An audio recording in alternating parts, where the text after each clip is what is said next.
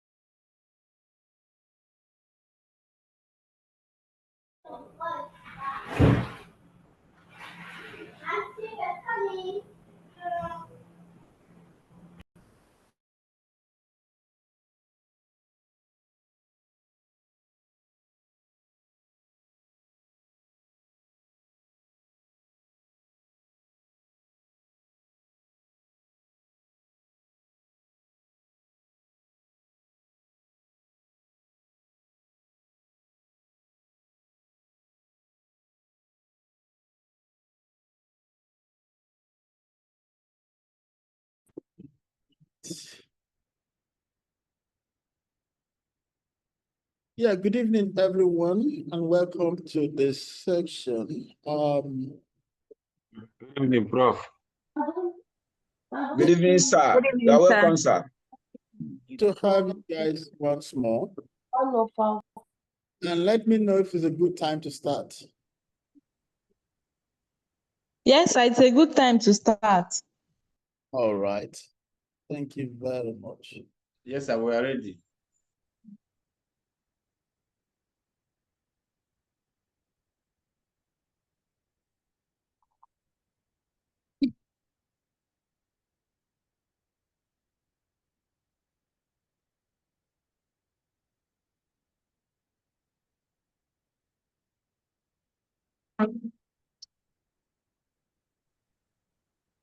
So first of all, I will take a run through the entire course outline.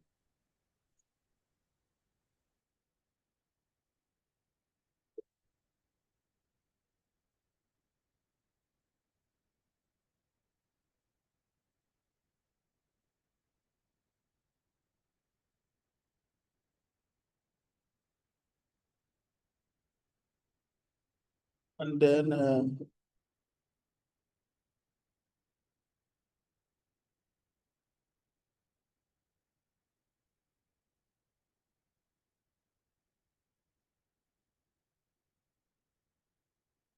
you might have received this through your class rep, probably yesterday, whenever he did. So we'll be looking at health policy, leadership, and management. And under the course HSM 8.2, there are three this course. One of can we mute, please, if you don't mind? Kindly mute. Or then we can mute all. I will be handling the leadership aspect. Dr. Alabere will be handling the management aspect. And Professor Onotai will be handling the policy aspect. The course is a 3-credit load for both the MPH and the health system management students. However, I'm told you have 2 weeks for this course. So because you have spent some time on the research fair that ended last week. And to get it done that way, it means you have to run through all the days and probably some part of your weekend. I had originally prepared this on the basis of Wednesday, Thursday, Friday. But your director is saying we could do from now till next weekend. So I'm going to take today, tomorrow, and Friday. Dr. Library will come on Monday, Tuesday, Wednesday, and Onota will come on Thursday, Friday, Saturday. I will send that notice immediately after this lecture. So basically, I will be handling the leadership aspect, like I did say. And for that aspect, you are going to do 2 coursework. One is a group coursework, but in this time, you are going to be in groups of maximum of 10. And so that term paper will be written by all those 10-member group, and that you would ensure that I'm sure through the class reps coordination that no 2 groups is dealing on the same topic. It's going to be about wicked problem and how we can provide leadership solution to wicked problems. You're going to work with collaboratively to get that done. And the marking scheme for that coursework is shown here. And also the areas you need to pay a bit more emphasis on is 4,000 words, plus or minus 10%. And the submission date is on the 2nd of November. But please ensure you pass it on to your class rep and you put all in a zip folder you send to me. You are also going to do individual reflective journal. What I tried doing this time around is to give you a lecture note as well as a practice book. So I will be expecting the practice book that is completed, from every one of you. So make sure you complete that practice book, and send across to me through your class rep on the 2nd of November. So 2 things you are submitting on the 2nd of November is a group work as well as the individual reflective journal. My understanding is that going through all this will provide the required incentives for you to engage in self-directed learning and also be able to appreciate, the course content. If there's any question on this course schedule and the coursework, you may please raise that now before I go into the lecture.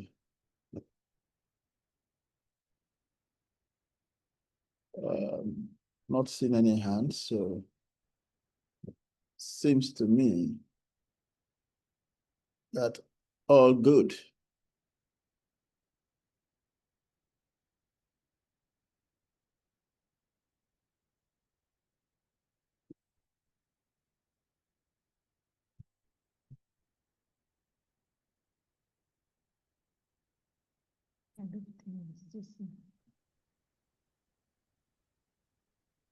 Good evening, Hello. Prof. Good evening, Prof. Yeah, good evening. How are you? I'm fine, sir. This is Vincent Ogbonworie. First of all, I need to appreciate the design of the course for this series of lectures. However, it is an appeal. We already have several groups that we're working in this project, and since it's mostly an online thing, we are using the WhatsApp platform, and we have several WhatsApp platform now for this MPH class. The last one we did with you, we were 20 in a group, and yeah, because there was need for a presentation in that one. Now you're not going to be doing a presentation. You're only going to do the coursework, and I will assess it. It was very windy. As a matter of fact, when I had the number of students enrolled in the MPS program, it was frightening, to say the least. It was frightening. But if it's a coursework, I probably could take time, wherever I am in the world, to start assessing your coursework. You see, the more we add to the group, the more you observe loafers within the group. You understand? So if you are doing a 20 member coursework, a couple of people may not even contribute anything. And this course you are going to get is not discriminated. Everybody gets the same score because we don't know who has contributed more or less. So our appeal to you to see 10 as a large enough number, to be able to undertake this. We really want it to be effective. And again, I've introduced the individual reflective journal because I believe that will make us read the lecture note. I'm not going to be talking to all aspects of the lecture note because we don't have the time, and then when you do the reflective journal, I will be able to assess. This becomes the discriminated scoring, that you may find in your assessment. Again, your number is quite large. I'm even thinking how I'm going to do this. And the exam is going to be multiple choice, so that's pretty easy for us. But you have to read between lines to be able to make good grades in that scenario. It'd be nice we play along this way if you do not mind.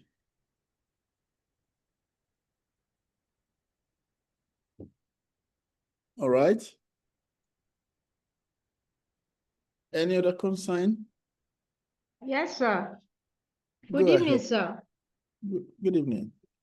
Please, Prof, I didn't quite understand the individual reflective journal. Are we picking a topic? Because please, I just entered. My network was not good. Have you seen the lecture note? Has it been shared to you guys? Do you have the lecture note, please? Nobody's replying. Yes, we have the lecture notes. Yes, we have it. Now, the lecture note has 11 chapters, and then there is an individual reflective journal to back up, a reflective journal is where you can be able to reflect on what you have studied, answer some questions that will enable me understand that you have actually studied that thing. So it's a feedback mechanism, even if it's going to be assessed in this case. So everything that you do in the lecture corroborates with what is in the reflective journal. So the reflective journal is more or less your workbook.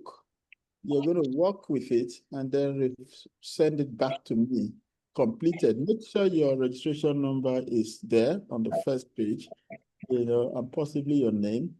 And then if not, it will be difficult to know who is submitting what. So it's a workbook that comes along with the lecture note, and it's compulsory that you resubmit it on the 2nd of November. Are you thinking 2nd of November is too soon?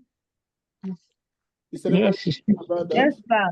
Yes, Yes, Prof. sir, it's too soon. Yes, sir. It's too soon. So when do Too you soon. think will be more convenient for you guys?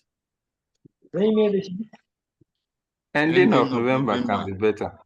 Ending of November is better. Ending of November should be better.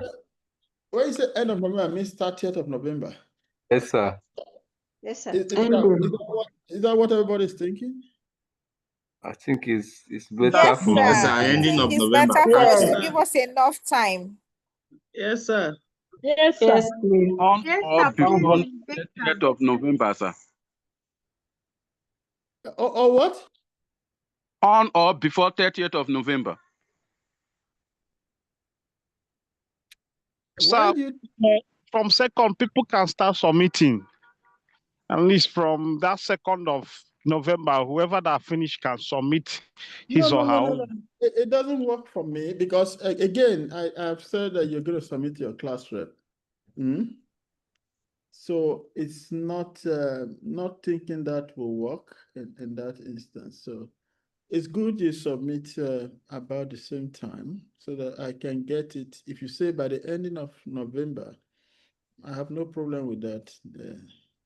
It should be ending now. Our exam is coming up November as well, so that we can also prepare for the exam and see submitted by ending of December. That is 30th of November.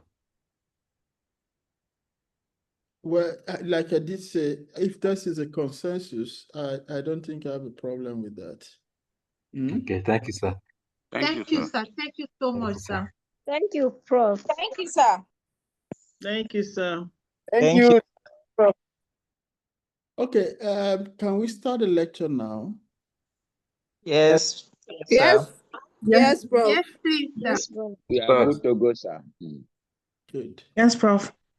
All right, thank you for your cooperation. Yes, sir. So I would run a few slides. Like I did say, just move a bit fast.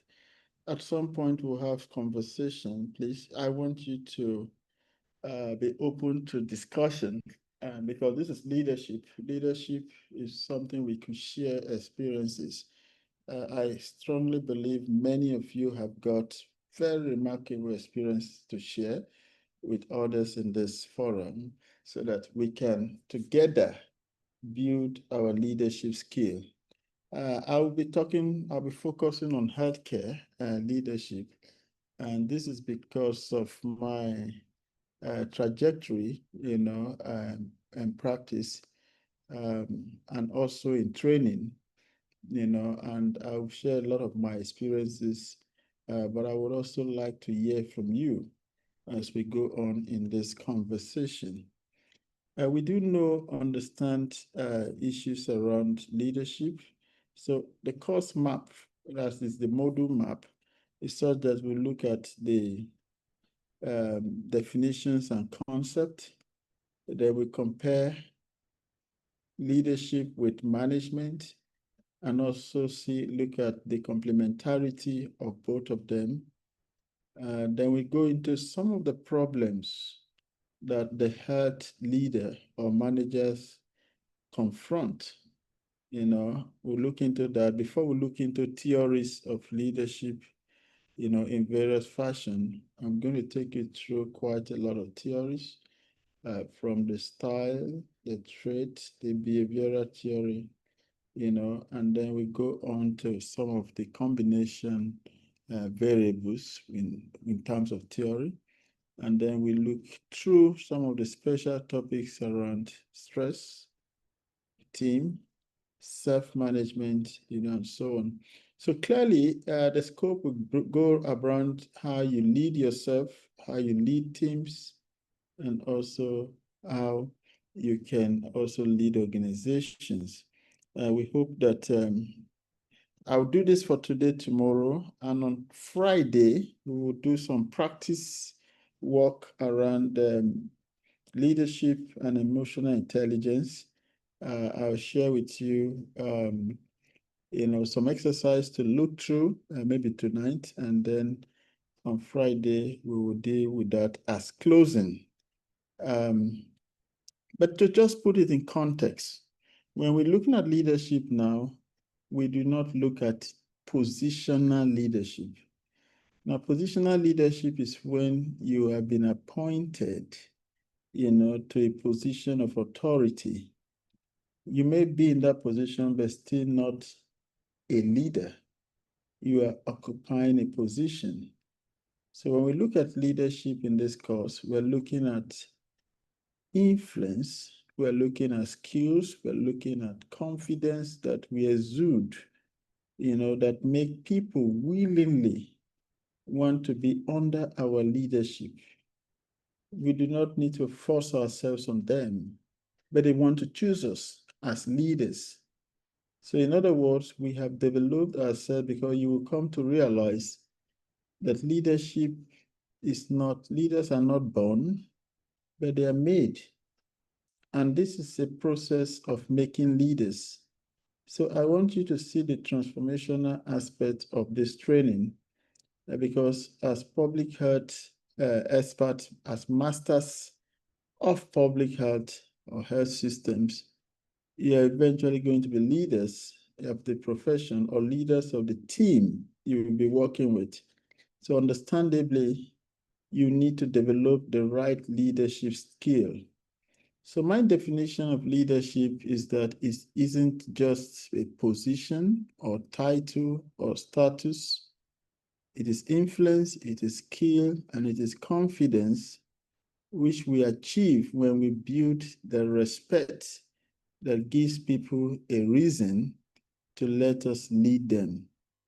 So one of the things I found out is that your position in an organization does not equate to leadership. And very strongly now is the 360-degree leaders or the middle level leader, which shows that you can lead from any position. You can lead those above you, that's upward. You can lead your peers, that's sideways. And you can lead those under you, leading downwards. In other words, no matter your position in the organization, you can become a rallying point, for others. So naturally, people rally around you, meaning that you give them a sense of direction, a sense of focus, you influence them, you create that enthusiasm in them to be able to walk towards the organizational goal. You produce results, more or less. And so we also see the fact from the Confucius that those who should even be in positional leadership or governance, as we call it, should have demonstrable characteristics of character and competence. Character and competence. These are two traits you can't do without. You see, in systems which trade off character or virtue and competence or capacity or capability or ability, they're doomed to fail. In fact, part of the reason of the overwhelming failure of systems in third world countries, including Nigeria, is the fact that those who are choosing to govern the health system are choosing on the basis of every other consideration rather than character and capacity. Sometimes it's nepotic, sometimes it's cronyism. At other times, people don't believe that you need to match people with what they can do. And they don't even want to consult those who know how to recruit the best hands. At some part in my career when I was in Helsinki, I knew that in Bosnia, if you know what happens within that enclave, they wanted to build their health system, and to get a minister at that time, they had to advertise internationally. And they got an international recruitment agency, sorry, not minister, advisor on health system development. And so they could recruit the best hands. And this is a merit-based selection because they found out that they needed to bridge the gap between the level of performance of their system and that of the mainstream Europe. So we see countries do that, but in many developing countries, we see considerations, ethnicity, religion, and other primordial conditions, taking the lead in those kind of situations. So I've established that leadership requires competence, requires character. We also need to establish that leaders are not born, but they are made. And trainings like these are opportunities for you. And the truth about leadership is that the best time to learn leadership is now. When the opportunity comes, it will rather be too late. So all you need to do then is apply the leadership skills that you have learned, in the course of this training. One of the greatest wisdom we know when it comes to leading, especially leading organization, is that when you are given an opportunity as a leader, don't dismantle the structure that exists. Don't reinvent the wheel. You need to understand the wisdom in continuity with distinction. And then what Isaac Newton said was that if a dwarf stands on the shoulder of a giant, he sees farther. He sees farther than what he would have seen as a dwarf. He sees farther even than the giant. We see situations where a new sheriff comes to town and commits enormous energy to destroy, you understand, what exists. And so starting from a blank slate. In fact, if they have opportunity, they erase institutional memories. So you see the reason why we have lots of policy somersaults with transition in governance, especially in third world countries and areas with weak institutions. So leadership tries to avoid that. Leadership tries to avoid that. And a more recent understanding is that you can't be a leader if you cannot serve. If you cannot serve. So the best choice a leader will make is the choice of being the minister, which translated as the steward or the servant. So without your capacity to serve, your leadership capacity will be severely limited because you throw yourself into leadership in a way that you have said, oh, I've got the ability not only to lead myself, but provide leadership for others. So a leader becomes one who knows the way, goes the way, and shows the way. And so you need, as we'll come to see later on, to make a lot of compromise just because of the fact that you've chosen to be a leader. You become transparent, you become public, you become, your rights are traded for your responsibility. At some point, I'll be talking to you about the inverse law of rights and responsibility. And that's the truth when it comes to leadership. Now, because we're dealing with management on the broader sense, we see management as a process of planning, organizing. You see, leading is one of the managerial functions, and controlling. And so we see that in management, which Dr. Lebre will say, while leadership is the process of inspiring, arousing enthusiasm, and also ensuring that people work towards the goal of the organization.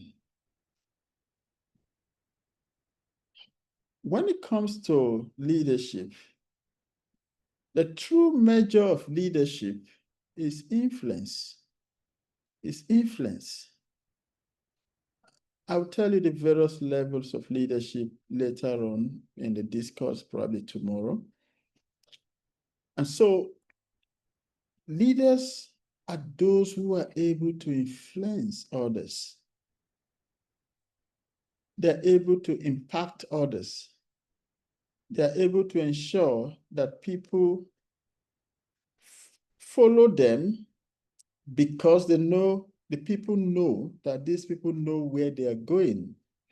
And so if they follow them, they will not be stranded.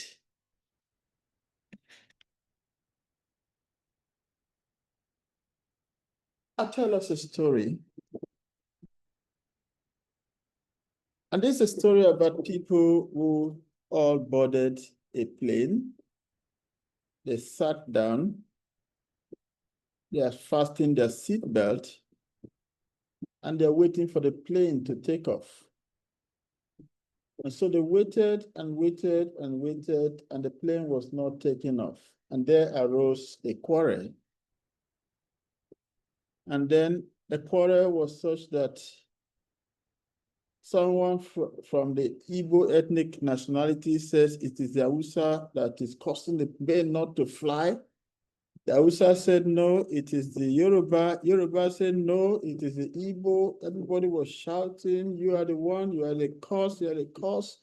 And they shouted for a long time until a smart passenger said, let us go to the cockpit and know what's going on there.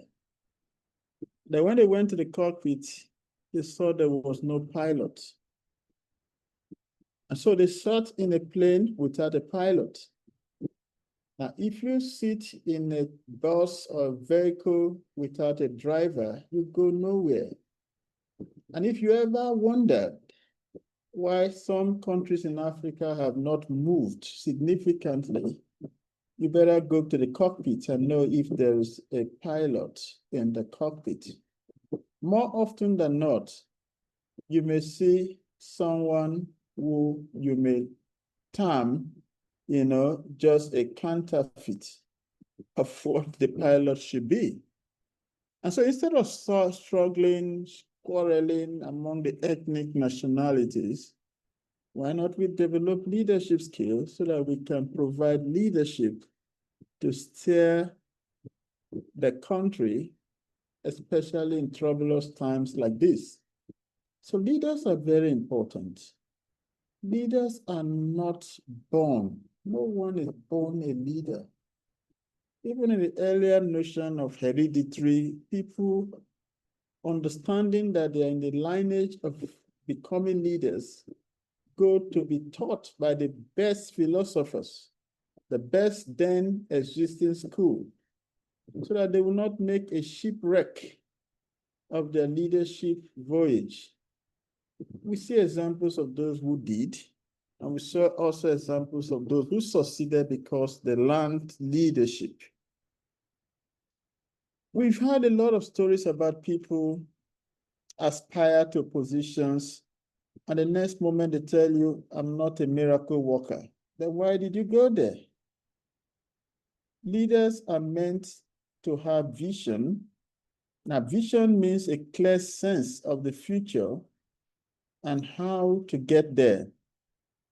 Leaders are also meant to have the ability to create solutions, creative leadership. Leaders are known to be able to solve difficult problems, like you will be researching into, which are considered to be wicked problems. So leaders, you can't be a leader and then you either celebrating or mourning or living with the problem that the organization has. The true sense of leadership is the result we get out of it. And so if we look at managing and leading, we see there are two practical activities. They're not exactly the same. I've said earlier on, in the managerial functions, leadership is one of the most important, but we can see distinctions between managers and leaders. Some of these characteristics in the 21st century are shown. Just think of a manager as a typical administration that plays by the book, tries to maintain status, tries to just do the routine things, just keep doing it, making sure that they do things right. And then move on the other wing, the flip of the coin, to see a leader who wants change, innovation, development. He's got a drive. His eyes on the horizon. He's original, so he originates. He challenges the status quo. So with this mind picture, you can be able to tell us what are the characteristics of leaders on the one hand, and what are the characteristics of managers on the other hand. So I used to tell students that if you go through the Nigerian civil service and you see the permanent secretaries and the system we run, many of them typically are managers. The civil service has taught them to just play by the books, do no wrong. And guess what? You do no wrong if you do nothing. No attempt to change the system, just follow the book. As it was in the beginning, is now, and ever remains. So we see them rely on controls. You understand? They just keep that system under control. So the routine things are just being done. Anytime there's a need, they go by the books. What did the book say? And then they try to just play by the rule. But you see leaders, again, you see them as some of these actors, let's say political actors like commissioner or ministers. They come in and they say, well, I've got 2 years, I've got 4 years, I'm not sure when I'll be fired. I need to make a mark. And at that point, you see restlessness, disruptive changes, trying to reinvent systems or redesign systems to be able, to achieve the goal, especially if you belong to an administration that tell you, oh, our goal is this or that and so on, and you want to align because you know there are a lot of problems in the society, and so you want to see how to get things done. We've got examples of that in our government, just as we have examples of awful people also in leadership position. So I believe with this, you can distinctively state who a leader is and who a manager is. But most times you see you're dealing with bosses. In fact, they are happy when you even call them boss. My boss is here. And bosses are not leaders necessarily. And you see the distinction between bosses and leaders. For example, the boss relies on authority. Don't you know who I am? The leader relies on goodwill. People are just happy to be under his leadership. People are happy. So while the leader ends up developing people, the boss is out to use people. And when he uses those people, he wants to take the credit. I did it. And if there's a blame, he passes the blame to others. You made us fail. There's a success I did. And the bosses always want to have their way, whereas leaders believe in strength that exists in unity. So again, you can be able to contrast leaders from bosses. I'm building up all this because I have earlier stated that we are not talking about positional leaders, which of course many of you are used to. We are looking at how you build the right leadership skill that will help your organization grow. We do know that even if they are distinct, leaders and managers, they can also be complementary. In other words, you can develop both. And if you develop both, it helps you produce more results. So with a synergy of leadership and management, we see a multiplication of results, exponential result, we call it. For example, if managers provide resources and leaders provide vision, a synergy of vision and resources comes in as empowerment. So in other words, if you are able to have a vision and also able to, get around the resources, to bet that vision or implement that plan, you see a lot of empowerment. The same thing if you do right things as a leader, and if you do things right as a manager, you see that there is effectiveness, meaning that as a leader, while you are moving on, creating the disruptive changes, you are not breaking the rules. You have to play by the rule of the game. And that's why you must understand the books as a leader. You don't just do it because you are zealous or you want to just see everything go. What is the book saying? So understand the books will enable you to know how to negotiate your change in that system. So clearly, what I am trying to posit is that you can have the right leadership skill and the right managerial skill, and the synergy of both of them will lead to exponential achievement in your organization. I'll pause a little bit at this point, because I want us to look through what I consider the inverse rule of rights and responsibility, how it plays around in your setting. And what this means is that people who aspire to be leaders end up having lots of responsibilities.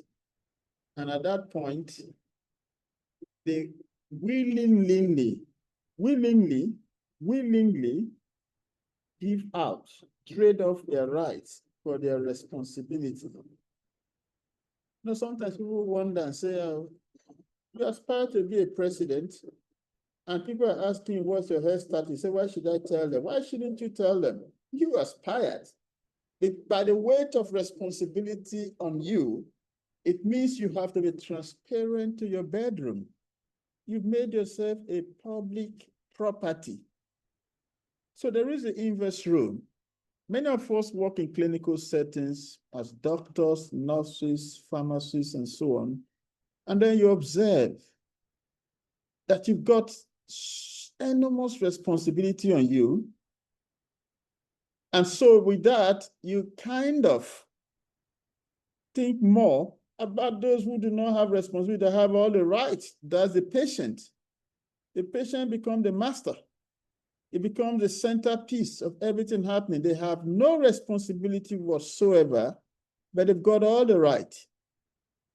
And everyone will judge you if you have an exchange with a patient. Why did you have to do this? You should have known better. You are responsible. Why are you doing this? And so the man that has the right have no responsibility. Sometimes they may come late. Sometimes they may insult the healthcare workers. I recall once I came to my clinic and I saw a patient insulting the nurses. Of course, the patient has got a psychiatric problem. He said, look, all the nurses are mad. You know, the nurses were trying to argue with the patient. I said, no, you are the one mad. That is why you are here. And the moment I stepped in, the patient said, even the doctor is mad. You know, I understood what it is. I said, yes, we all get mad one day, one time or the other. The patient felt he has achieved his dream, and that was how he got his corporation to have him treated in that facility.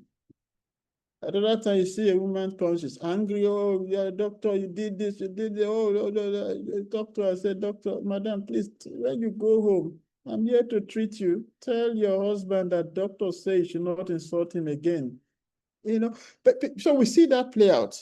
I want to pause a bit just to also exchange ideas. What do you think in your organization or in your setting, or from your anecdotal experiences, about the inverse rule of rights and responsibility? Because I want to know whether you are really interested in paying the price of being a leader. Yes, I want to see hands raised now.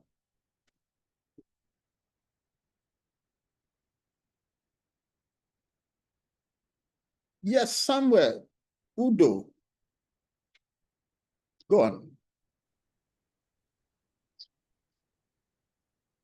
Okay. Can you hear me?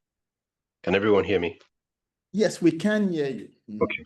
Good evening, sir. Yes. I just want to comment on this inverse rule. I have very practical examples, but they're probably in the political sphere, so I would just try not to mention it specifically. But I think the mantle of leadership gives you the bulk of probably most of the responsibility, in an organization, and takes almost all your personal freedom. Every of your actions and inactions that would normally not be scrutinized by anybody becomes heavily scrutinized when you do it. Your mistakes, for instance, can carry higher consequences. Let me give some arbitrary examples. Say a football game happening in somewhere, football game, and during the break period, where they put pictures of some of the people in the stadium, and then put a picture of a gentleman who was there with a lady, happened not to be his wife. And if it was an ordinary person, probably this is something that would not cause any problems. But then some people were able to recognize him from the screen, and then social media went agog and said this, they pointed him out as the CEO of some company. And several days after, he had to tender a resignation, because apparently he had been with another lady who wasn't his wife in a public gathering. So I think you become more accountable. You have less control of your autonomy. And I think that's the paradox of leadership. Compared to, say, your customers or your client, or people that you serve, for instance, maybe patients that you serve, they are probably much more free than you would be. They have very minimal responsibility. They can place demands easily. They can leave your service point or your organization without much consequences, because the customer is always right. And then you talk about people, maybe people who you are supervising, people who you are leading. Yes, they may have more responsibility, but their responsibility essentially is hinged on your capacity as a leadership. They're essentially following rules that you've probably helped set up. They are upholding standards that you've probably defined. And so at the end of the day, you find out that you are the apex of the pyramid, but you are the most constrained person in the organization. So that's my thoughts on this, sir. Thank you. Absolutely fantastic. Absolutely fantastic. And that's what plays out when you want to be a leader, an influencer, a celebrity. You know more can go to the marketplace. Most of your rights are curtailed. Yes, I've got a couple of hands raised. In no particular order, I think they can make their contribution, from Vincent, Emeka, or Barry. Okay, this is Vincent. I'm going to draw first of all my inspiration from the good book, the Bible, and our Lord Jesus Christ said categorically that if you want to be on top, you must first be a servant.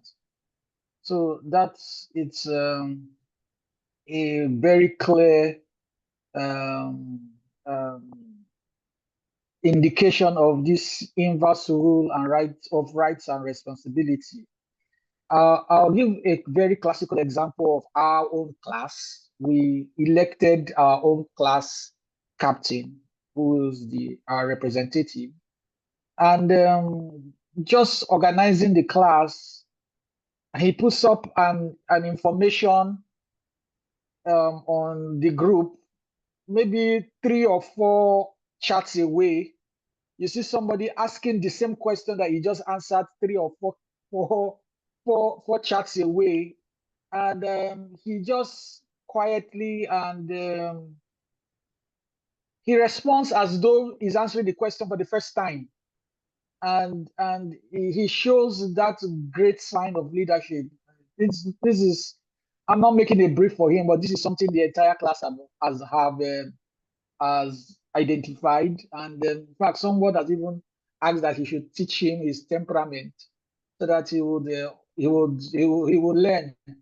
So going by what the good book have said, leadership has to do with servitude and servanthood. And the sooner we all learn that, who are aspiring to leadership, the better most organizations will be. Thank you.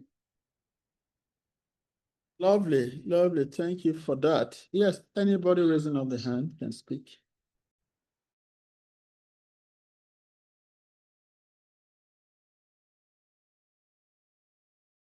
Hello, good evening, Prof. This is Emeka. Yeah, good evening.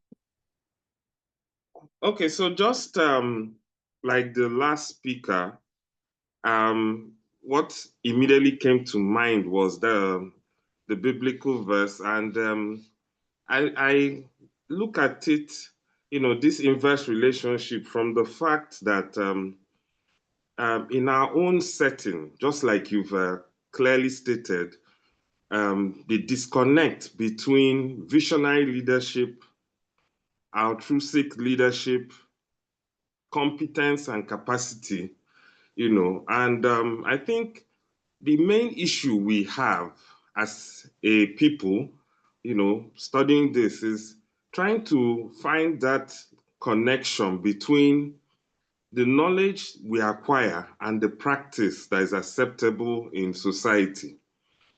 What I also relate this to is when you have someone who born, bred, everything here, and the person happens to spend some time in a more civil, humane society and comes back, there's a striking difference if that person becomes a leader. But at the same time, we've also seen situations where supposed technocrats still get into the Nigerian system, and it's as if they can't beat, so they join the system. And this makes it hard for people to really appreciate that the level of responsibility as someone rises in authority. So I'm hoping that, Prof, you can also give us some guidance or strategies to actually marry rights and responsibility in positional leadership. Positional, of course,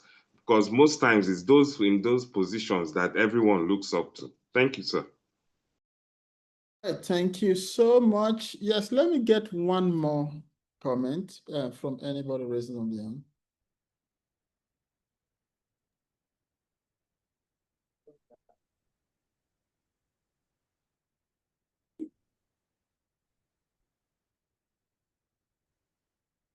Hello, sir.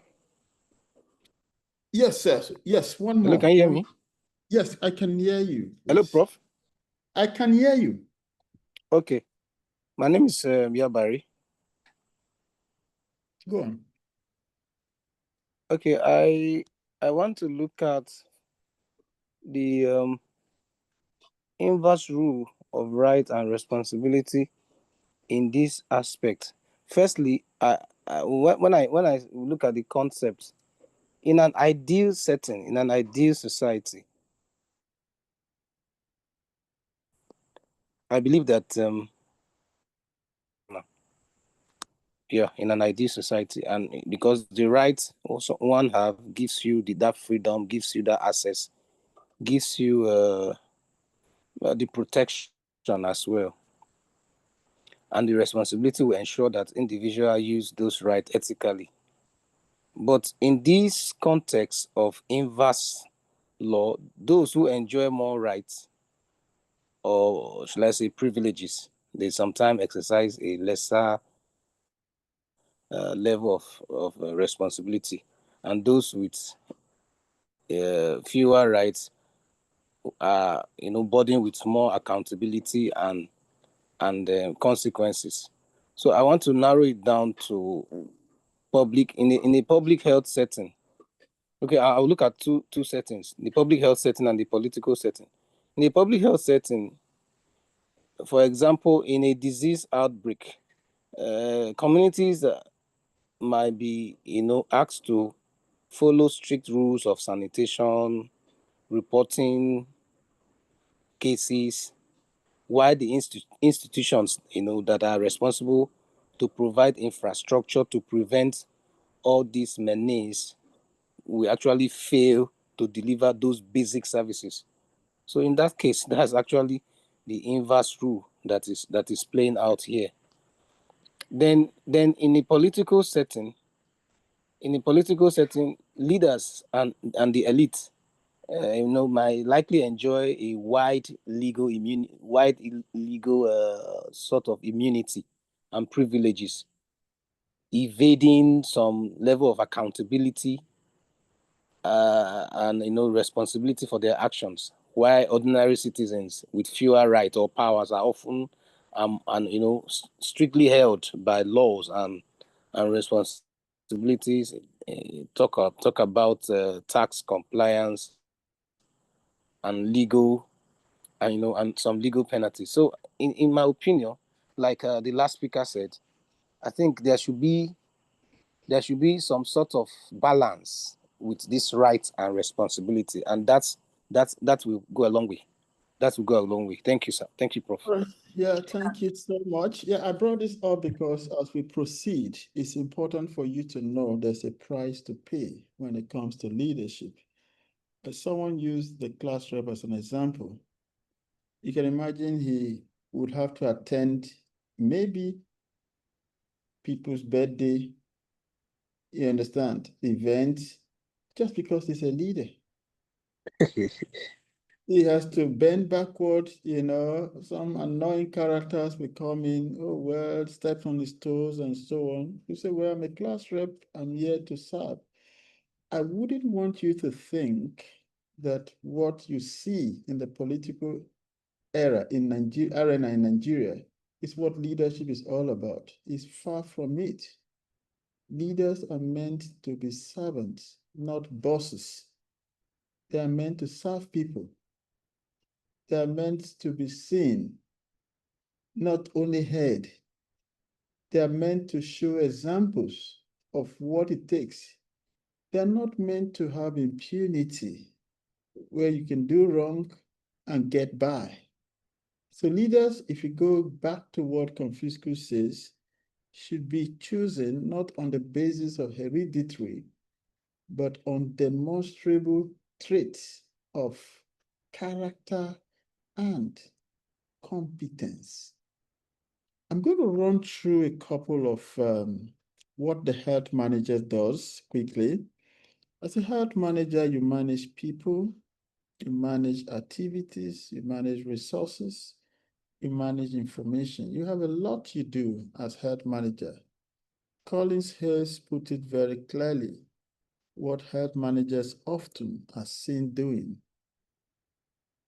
And I'm believing that many of you see that plural role of health managers, and you will be seeing more, a bit of additional roles coming up, especially in an age of digital technology.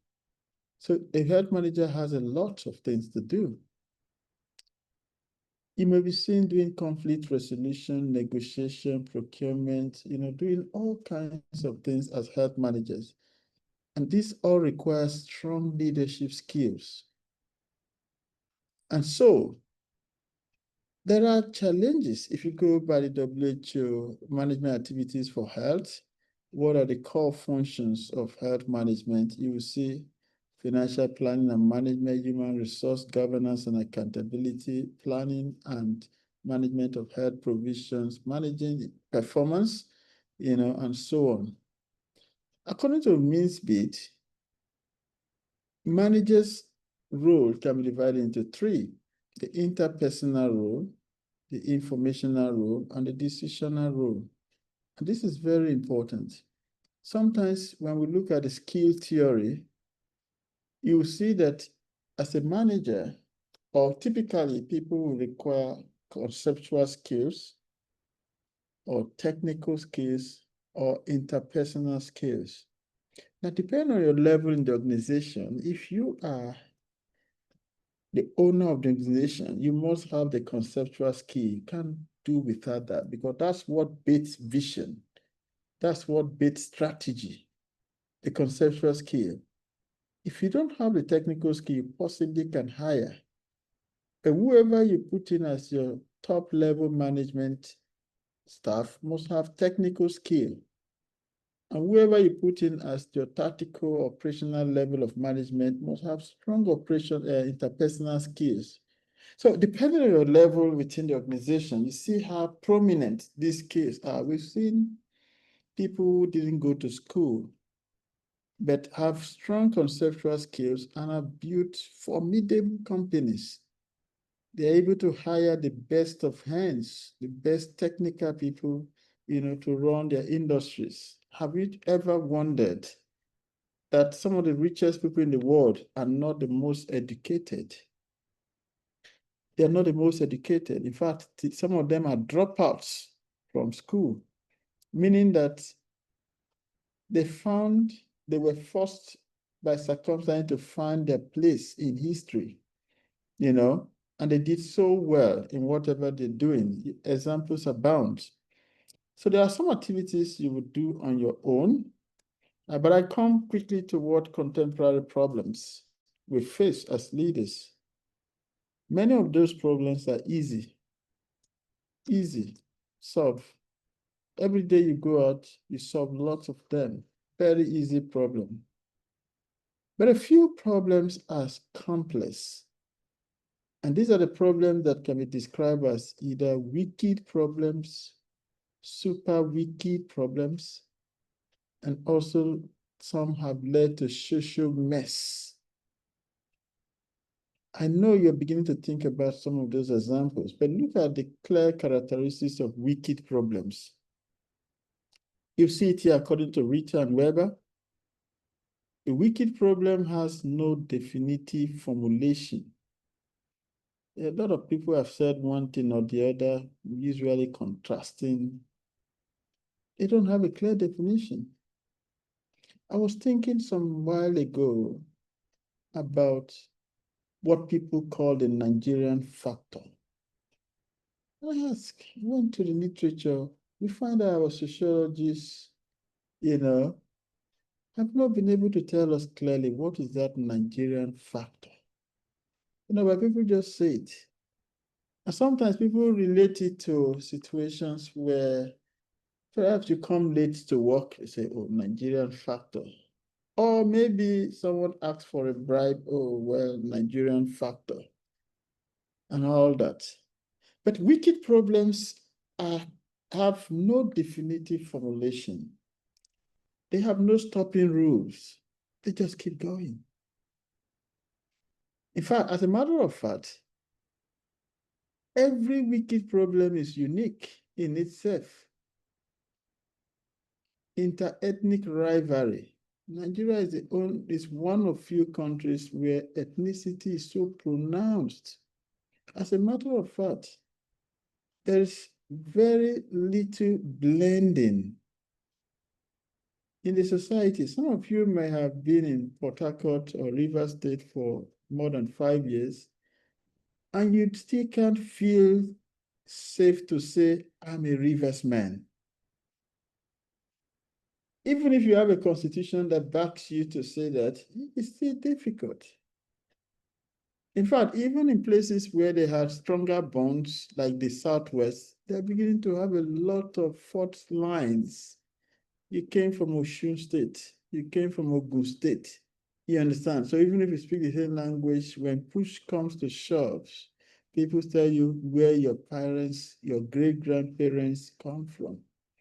That's a wicked problems. So you can sit here and begin to see a lot of wicked problems within the healthcare sector. At the tertiary education, for example, at the tertiary health level, for example, the public tertiary health level, there have been a chronic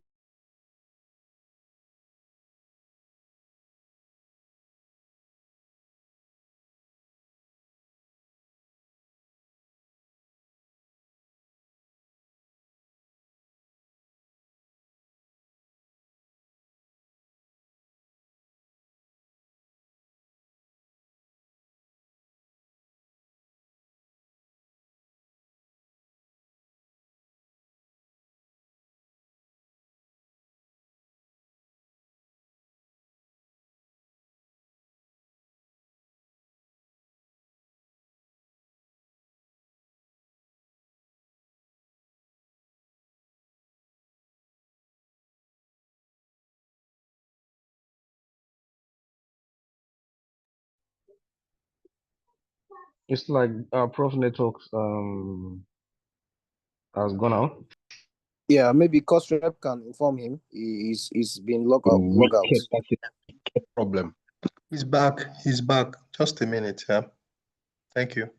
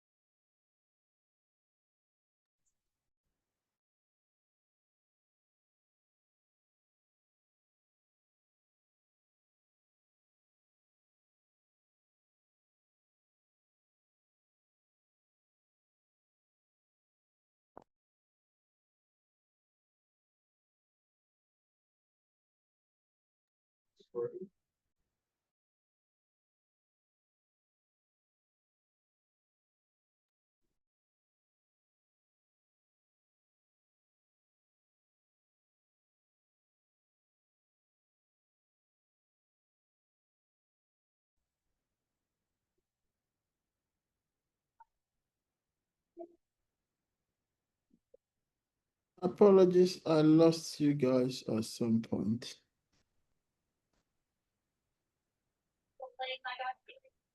I guess I was talking, correct me if I'm wrong. Super wicked problem, okay?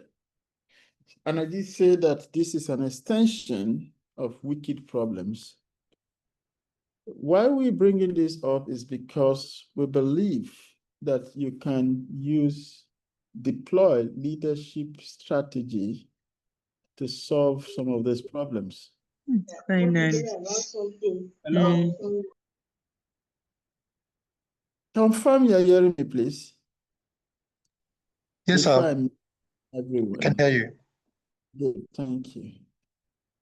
So once things are not brought under control or remedied, they lead to social mess. In a social mess, you see that the center can no longer hold.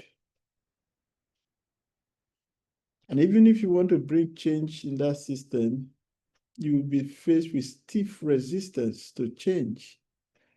There will be political constraints, there will be economic constraints, so it leads to a social mess. I wonder if you have made the leader of the head team in a state and you have to receive instruction from a political grandmaster, and things are so bad in that state.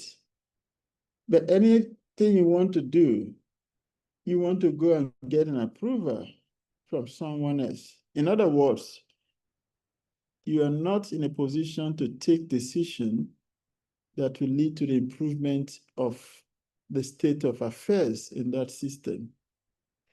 We could get to that. You can be in that situation. How do you deploy leadership, to change that situation? So social mess is a system of problems. Wherever you go to, wherever you look at, problems. In management, you'll be solving a lot of simple problems using a planning cycle and all that. These are easy peasy lemon squeezing. But when faced with wicked problems, it's not going to be as easy as that. Some people have suggested that you could deploy 3 strategies, any of 3 strategies. The first is authoritative. If you are a dictator, you have the dictatorial tendency, you probably may want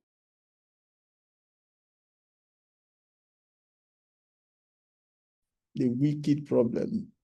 You can deal with 1 or 2 persons with vested interests and see if that will change the situation.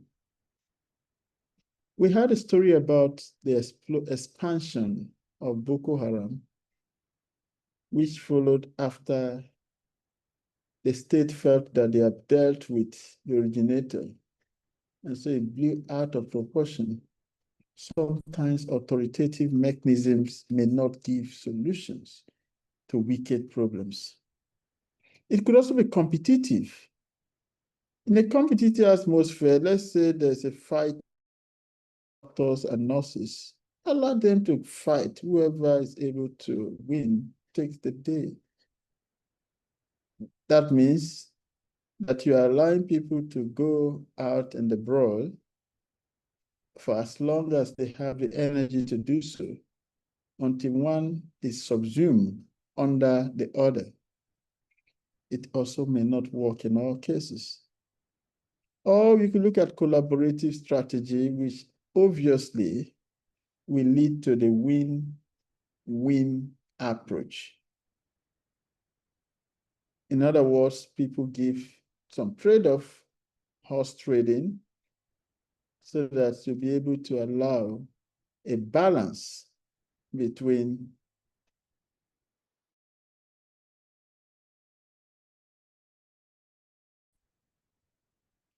and also what they believe they can contribute. And this is very important, and more often the deployed mechanism if all stakeholders are willing, to be involved in the process of getting. It usually occurs when the situation has gone to a melting point that everyone has come to the realization that this is taking us nowhere. We must look for a solution to the problem. I want you to look at some of, or 2 of important.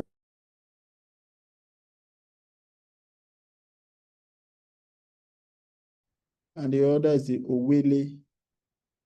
I'm sure if I call their names, you will know them. Those of you that have been around history for some time, you know them. Now, Sadhana said, let's forget about our differences. The Willie said, let's understand our differences. I want one person to just tell us, speaking for this class, which will you subscribe to?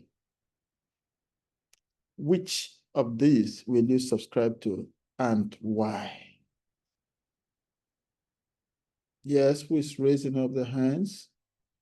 Abba, please. Abba. Okay, thank you very much, Prof. And I see other hands up. I'm not sure if I will represent the entire class, but I'm going to try. So I will subscribe to Owele that says, let's understand our differences. Why? The reason is this is at the foundation of thoughts and actions. If we do not understand our differences, if we do not understand why someone from a part of the country wears their cap bent and the other one wears their cap straight, why one goes to the ground to greet and the other stands straight to greet. If we do not understand some of these basic differences, we may not fully create solutions that can last, that are sustainable. Forgetting about our difference, yes, it looks like at the surface, okay, let's put it aside. In a context that can work, I am not putting it aside. When it means, okay, in solution, summarily, okay, let's forget about it. But I do not think that that goes to the roots. So that understanding, someone is saying, understanding elucidates and enlightens the way forward. So it actually builds, we can co-create a solution that is sustainable when we actually understand our differences. These two places, from how you have said it, how you've presented it, these two places, some indirect rule worked, and in the other place, indirect rule did not work. So thank you for standing with me, Mariam, Maria, and others. I don't know if I represented you very well. Thank you, and over. Yeah, you just mentioned Maria. Which Maria then? She's not raising up her hand. Okay, let me see if... This is Abba that spoke, correct? Yes. Okay. Does anyone have a contrary view to what Abba has said? Yes, if you do, speak up.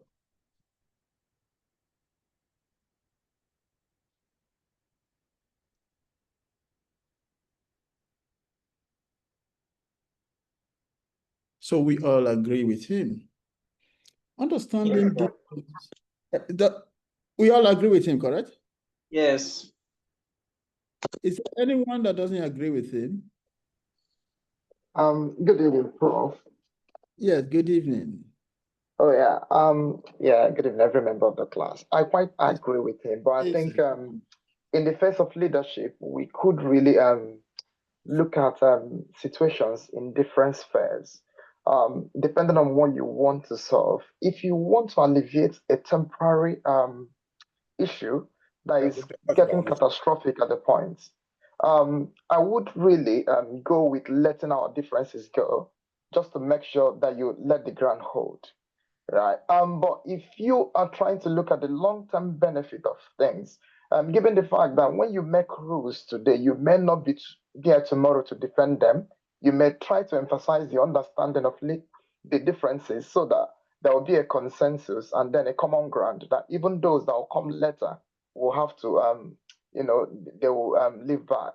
But take, for instance, in my adage, probably I'm from Igbo culture, you find out that when a husband or a wife or people are quarreling and they come to meet the elders on the first day, they will accept that they've seen you that day, but they're not going to discuss that issue that day, because they feel that you are still temperamental, and then there may not really be any headway on that day. At that point, they will just forget your differences and say, "Oh, we've received your invitations, and we'll call you when we'll call you soon." So if we want to understand the differences at that point, you'll find out you may create more issues that you will later handle, but it will be a bit more catastrophic at the point that if care is not taken, you may not even be able to handle it tomorrow. So it depends on what you're having in your hand. I think it's more of where you bring in leadership, which is the creative idea of leadership, to know what you have at hand. If it's an acute difference, that when you sort it out at the time, it could allow you more moments to now look at the root cause. People could treat symptoms. Give, for instance, a child comes with fever, and the child is probably having malaria, acute malaria, and then subsequently the child develops seizure. You're not going to start just chasing the malaria. You may want to abort the seizure at the time, knowing that something is triggering it, but you know if you allow this seizure progress, it may cause more damage to the brain. So when you abort the seizure, probably control the temperature. Then you look out, take your history. That's the primary survey. In the secondary survey, you now want to take your history to know the original cause of it. And then we can understand the differences of the etiology. And then we can now tailor management accordingly. But I just think both of them really, really, really plays up in leadership, but it depends on what you want to really achieve at different times or stratas. And that's just my opinion anyway. Thank you. Great opinion. Is there anyone so convinced to say something else? If I understand why the hands are raised. Thank you, Prof. I have a contrary opinion just for the purpose of debate-like situation. All right, Udo, go on. So I'll subscribe to forgetting our differences, and I'll just give my reasons as this. Putting Nigeria into context, we're a very, very culturally diverse society.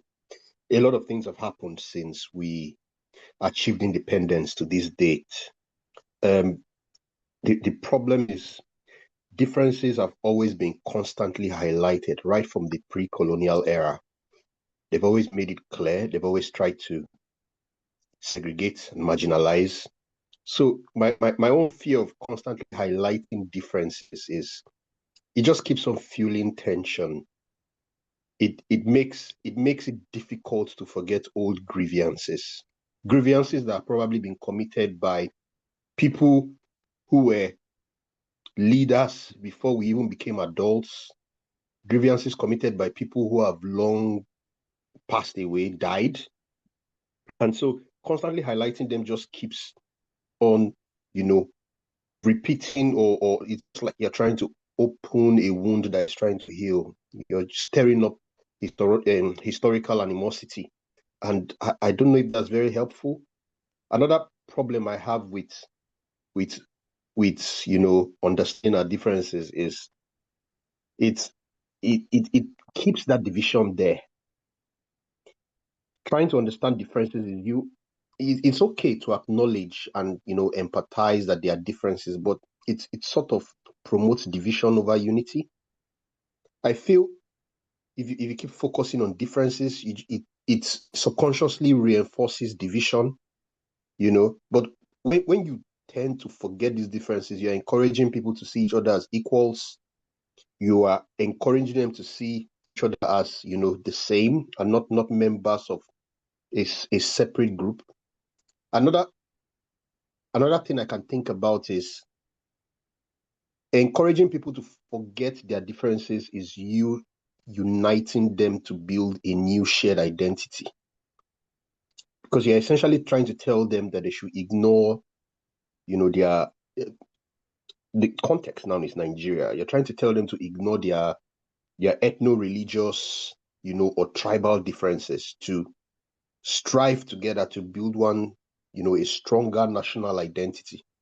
And so you're forgetting those differences actually helps build a shared identity.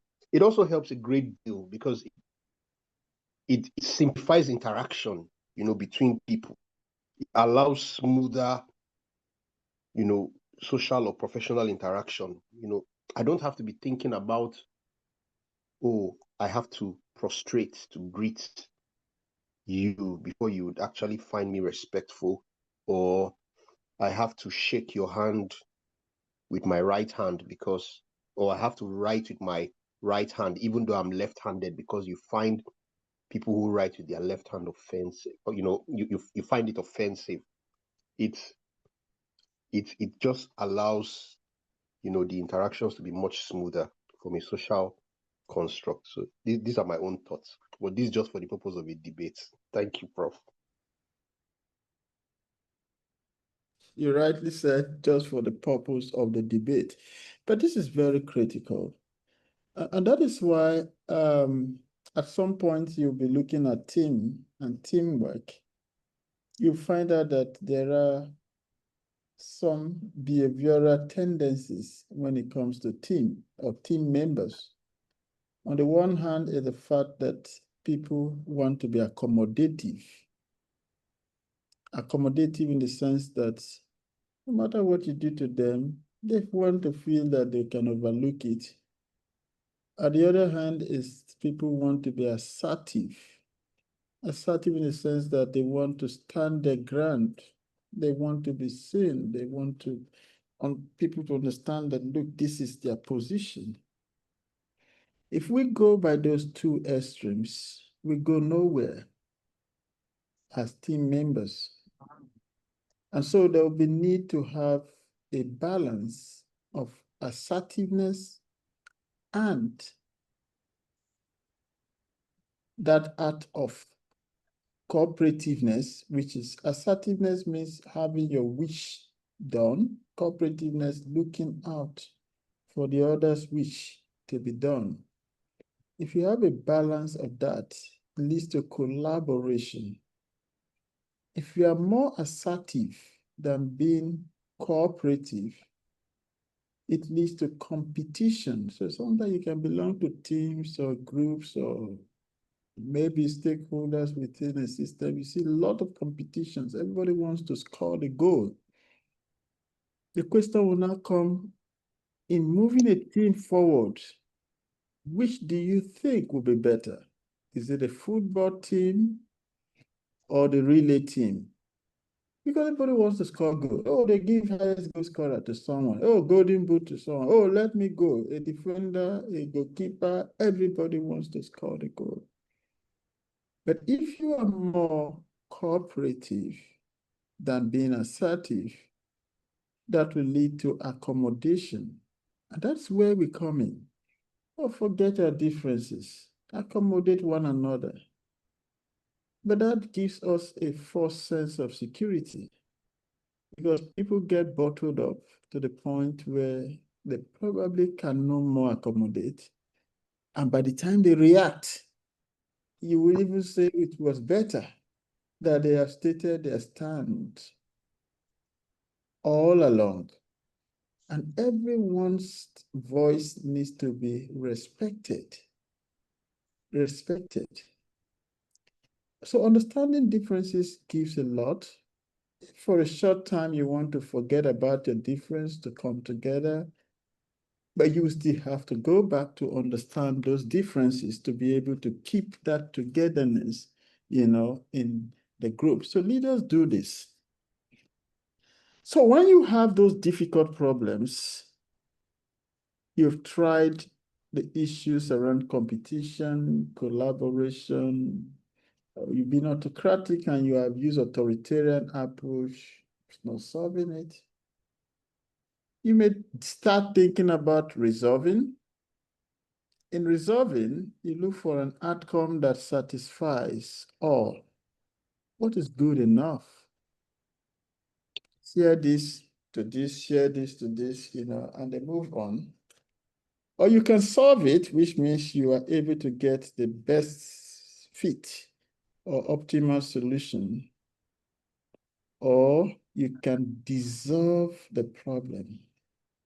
When you dissolve the problem, it means you've redesigned the problem, you've redesigned the system or changed the environment such that the problem can no more exist. Let's assume in public health, tertiary healthcare system, the microbiologist, who is a scientist, is fighting with the clinical microbiologist, who may be a doctor, who is a doctor typically. And so you now said, okay, we're going to privatize all the teaching hospitals. What do you think will happen? The problem is solved. Because the private owners know how to run their show. Recently, we saw what happened in Nigeria. For those of you that are following up the story, the richest black man set up a refinery in this country, employed Nigerians, probably told them his rules as a private entrepreneur. And then they said, no, we must join unions because it's our right to join unions. And then the private man says, no, if you're joining unions, it's not in line with our company's policy or whatever. I'm not sure of the nitty-gritty. But the long and short was it that it became confrontational. A lot of injury was done to the economy by halting down a lot of strategic energy processes in the country. And then there was, in this case, a resolution. A resolution was an outcome that appears just good enough for all parties. Oh, well, we're going to get you back into the system, but not in the refinery. You'll be going to cement or this or that. And the other party say, okay, fine, we will cooperate with you now. The question will now be, how could you have solved that problem? I saw the vice president spoke so strongly for entrepreneurs. And I looked at the news, I saw a lot of backlash from labor. How could you have solved that problem? ASU goes on strike. Even going on strike that students should not pay school fees. Government should provide everything. Provide everything. And when I mean everything, both the salary, all the allowances they require.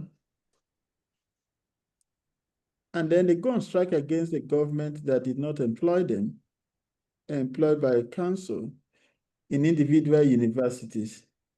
And they, through the union, say we're going to shut down the entire tertiary educational system to press from our demand. It's a wicked problem. It's been on for years.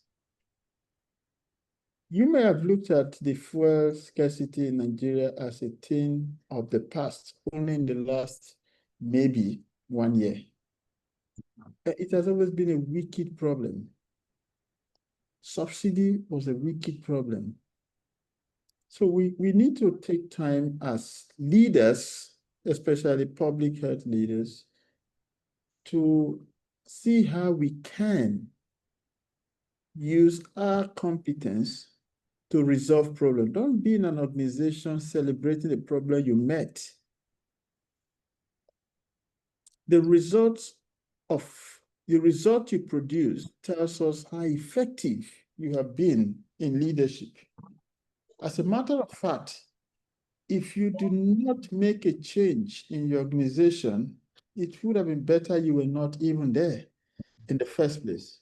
Because leadership is meant to redefine organization and position them, for greater, achievements. And that's all leadership is all about. So with these other things, I will run through some of this very, very quickly. Theories of leadership. We know that if you look at the evolution of leadership, started from the traditional, and the traditional system, people were born leaders. They're born into the prince as a prince, or into the lineage of those who should lead. And so you also see what we call situational leaders. I will going to explain this in greater detail. Now, situational leaders look at the fact that there's possibly no best situation that you can lead. you can lead in all situations. In that situation, in that sense, a leader must have several hats. You must have several hats. And you must be able to put on the right hat with every situation. What that means is that you develop adaptive leadership skills. Sometimes people make arguments. Should the leader be predictable? Is being predictable a good attribute of a leader? Your guess is as good as mine. You have to be adaptive. Adaptiveness requires that you study the situation and you know the best hat to put on. But if you say, oh, this is my way, everybody knows this is my way, you will fail. You will fail.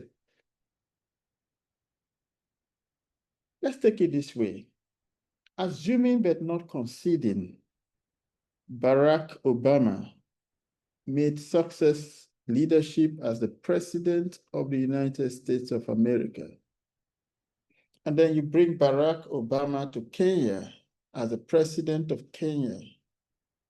Will you think that because he succeeded as the President of the United States, he will automatically succeed as the President of Kenya? I'm sure smart ones among you say if the variables are right. The question will now be, what are those variables? In leadership, there are key variables. And understanding these variables is very important. Most of the time, we look at the leader. Oh, leaders, you must develop the skills, the principles, the this, the that, the this. But it goes beyond the leader. So the leader himself, developing yourself as a leader, going to training and all that, solves a part, maybe a major part of the problem, but it's not all about it. Other variables in leadership includes the task. A task. What is a task? What is a goal?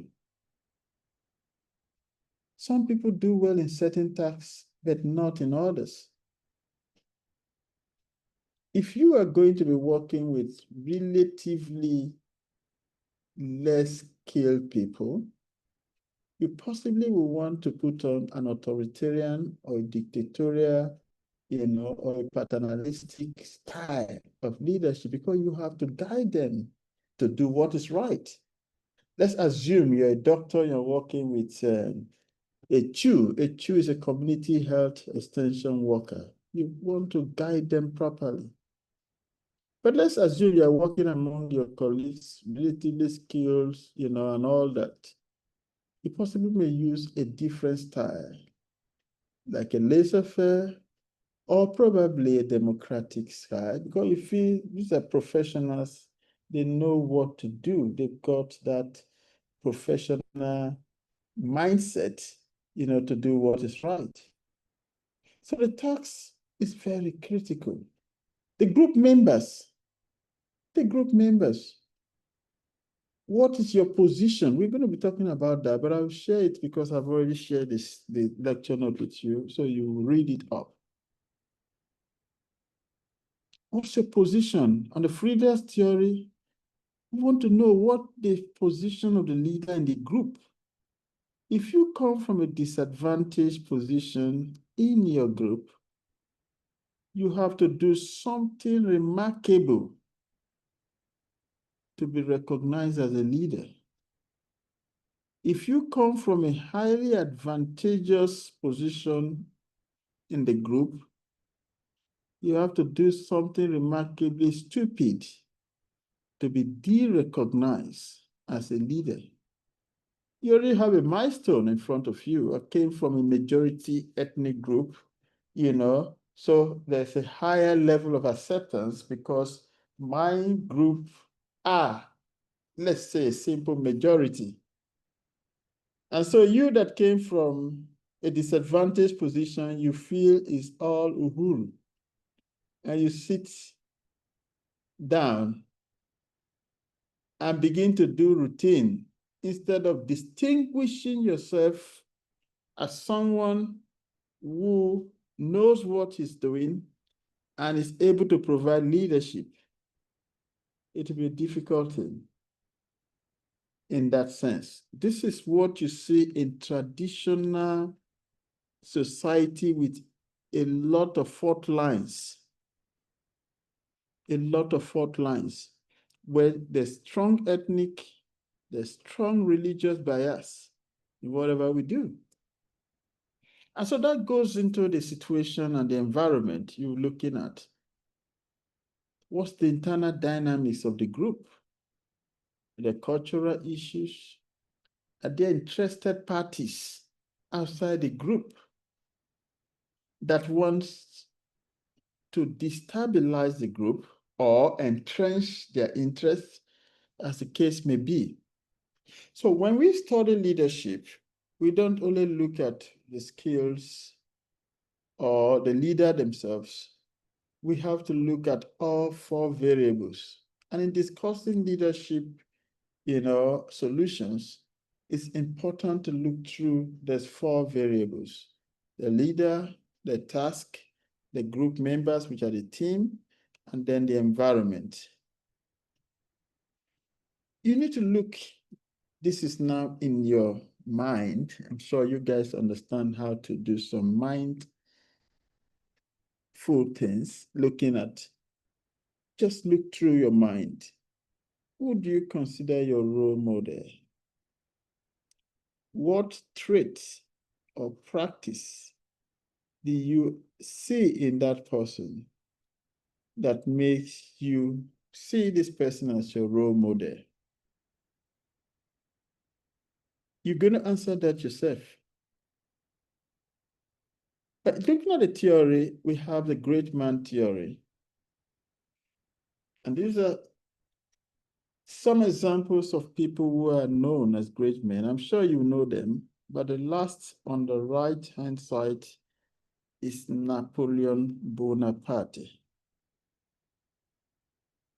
Sometimes people believe that, oh, if he's a great man, what about great women? Are there the great women theory? I'm sure female folks will answer that question. But what is very clear is the fact that traditionally, people believe that when you think about leadership, you think about the male.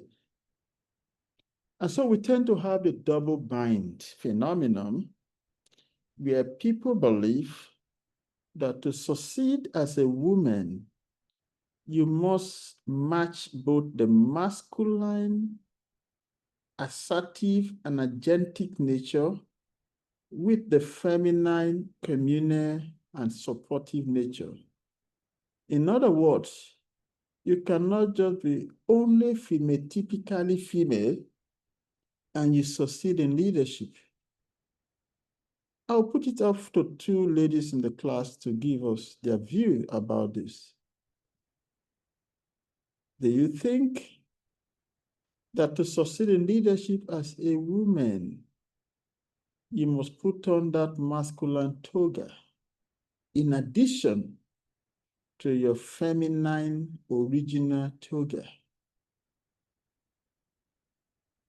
Or you think that you can just get it done using being original in your communal, supportive, motherly nature? Yes, two respondents in the class, just two, and I want them to be female. Or maybe I say a female and a male. Who goes there? By the way, I discussed with your class rep. One of the things we did was that we said we are going to be closing by 9 and not 8:30. But if you feel like jumping out of the class anytime, you are completely free to do so. Yes, what hands am I saying? A male and a female.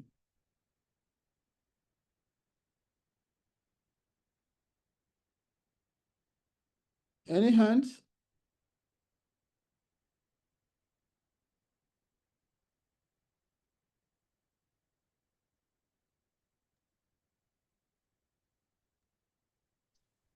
Okay, Prof, good evening. Just to see if I could really make a little bit contribution while we wait for others to volunteer.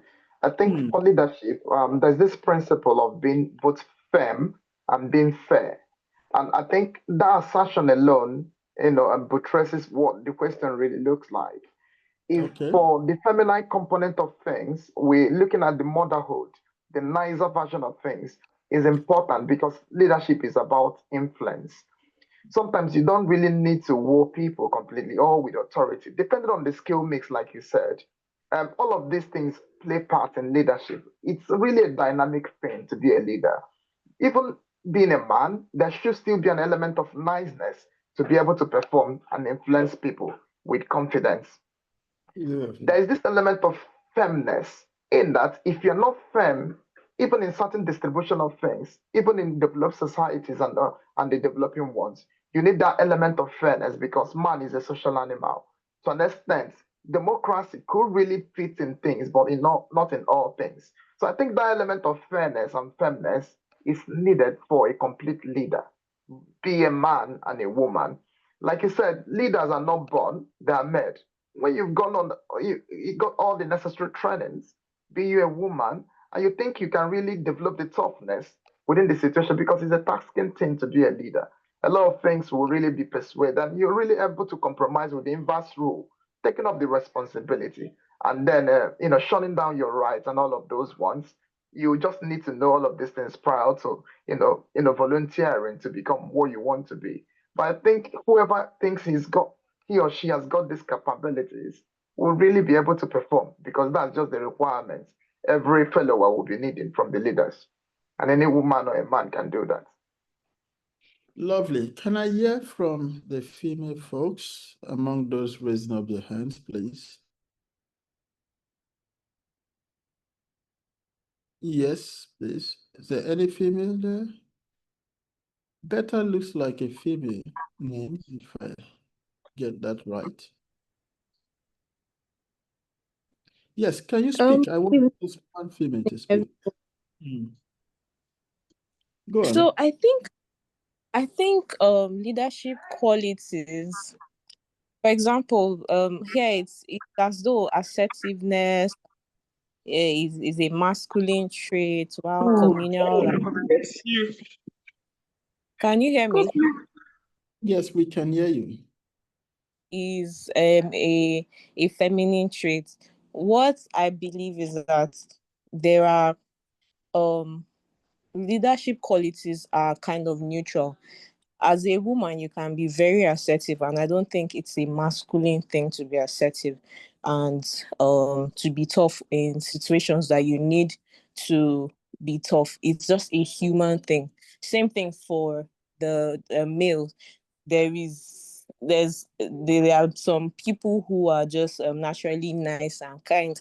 So the point I'm just trying to make is that the qualities, I don't see why we should say assertiveness and this one is feminine and the other one is more masculine. I think it's just traits that a leader should have. I don't see the gender inside of it. The assertive men who take roles and they have a lot of men working under them, and there are times where they have to be nice and there are times they have to stand their ground and be assertive. And the same thing can be said for the men as well. So I think it can be gender neutral. All right. So you think that this applies to both male and female? In other words, we have to decontinence the fact that think leader, think male, and both parties need to have both sides of the divide with respect to being assertive as well as being supportive. I've seen quite a lot happen, especially in the Scandinavian countries, where in the political and in the industrial space, you see women in their late 20s holding sway. Sometimes you think they can't even kill a fly. They don't step on their toes. They're tough. They're tough, even while smiling, and all that. So we bringing this up is just to understand that the issue of gender It's got nothing to do with leadership. In other words, the great man theory can also be said about the great women theory. Examples exist even in Nigeria and internationally. Another theory is the behavioral theory, and this shows that leadership is a learned process. You're not just born to be a leader. We also have the contingency theory, which shows that leadership is contingent on certain variables, factors. So if your time is right, you probably will do well. And if you're not doing well, people can easily dismiss and say, it's not his time. So you were born for a particular time, if you believe in that. Now, this is different from the situational theory, which shows that you can be adapted to different times. So in that sense, you could make a comparison between the behavioral theory, contingency theory, and the situational theory from the explanation I've given. I would recommend that you move towards the situational theory where you can adapt different leadership style. So when it comes to style, there are various classifications of leadership style. Now, style means your recurring way of leading, recurring. No one has a pure variant of a pure recurring pattern, but this is your dominant. This is what you often will be seen doing. From the Lewis style, it could be that you are autocratic, democratic, or laissez-faire. But you see, you could break that down to different styles, whether you're using the Goldman classification or Wikipedia or the Black-Moulton leadership grid. You can break that down, but you can also see some similarities across this classification. And they all talk about styles. There is no best style. You need to know. For example, if you want to be fast and efficient, you want to adopt an autocratic or authoritarian style. But I can tell you that that short-term gain will be outweighed by long-term dysfunction. But you seem to have gotten what we call talent flight. You as a leader, you are the only thinker, you are the only performer, you are everything. So you lose capital within your group. Quite a lot of people may not bother if they are interested in only their salary. But there are people who are satisfied if they are able to utilize their talent for the growth of the organization. And that is why when we talk about human capital, it's not necessarily the stock of all those you have in your organization, whether they are professionals or highly skilled or whatever.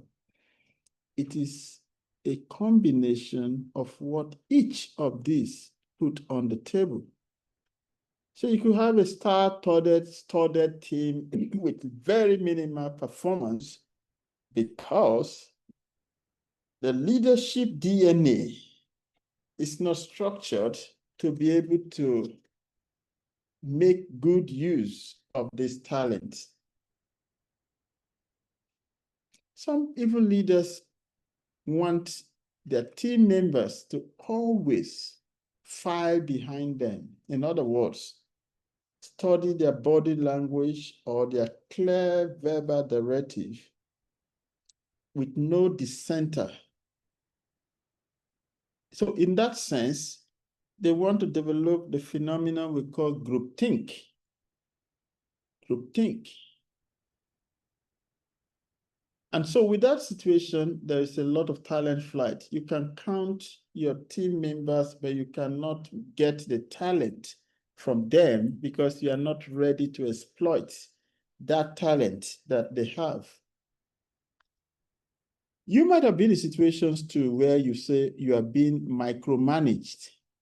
In a micromanaged situation, you are given a job and you are given the full prescription of what to do without any space for you to bring in your ingenuity. Take, for example, I send it to the stream and I say, go through this trajectory, move this way, move that way, move that way. I give you the full direction to the screen. And then you are going to the stream to fetch the water. And you see a lion by the way. You say, no, I was told to pass this way. You know, and then you confront a lion and you are injured or probably killed by the lion. In leadership, there's a lot that is required for you to be aware of your situation at every point in time and make the best use of that situation. So in that sense, you will not say that leaders ought to always be predictable. A leader understands the situation and knows the best way to go. Am I going to be agentic or communal, like we argued in the other one? So all this tells us that no style is the best. You utilize the style that fits the situation at all times. So you see all the pros and cons of the different leadership style, you know, and you apply what fits. Issue of traits. Now, traits are inherent qualities we have. They could be physical or they could be intangible. Sometimes people talk about your eloquence, your height, how handsome or beautiful you are as a leader. But we understand that one of the problems with traits is that you may have all what is considered a good trait, but still don't become a good leader. And sometimes you may be deficient in traits and still become a good leader. Some of you that study the Bible, you hear about a man called Apostle Paul. The much we know about him is that he's a powerful apostle, powerful, strong, influential. You never can tell. If you see his status, he's a smallish guy. If you see him, probably not eloquent, but when he writes powerfully. The question will now be, is it because he's not eloquent, he's not of a tall status, he couldn't have had a chance of becoming a great leader, an influential personality? I heard that to be an American president, you need to first go and check if you are 6 foot tall. If you are not, don't bother contesting. Why? Because we want every other president to look up to our president and not to look down. I'm sure you know what I mean by look up and look down. If you are brief in status, people look down while discussing with you. If you are tall, they'll have to look up. But the question is, do these make great leaders? In a class like this, we ask them to tell us some of those traits they think their mentors possess. And then the next thing they did was to rank those traits. And so the scores of this ranking in descending order is shown on the screen. And one of its topmost is the fact that leaders should be innovative and system thinkers. And one of the least is that leaders should be obedient. The intra-class correlation coefficient among this rater was statistically significant, meaning that results obtained may not have been due to chance. But we see that rating and we look at it, how does it fit into what we do today? I guess this was done almost 10 years ago. Yes.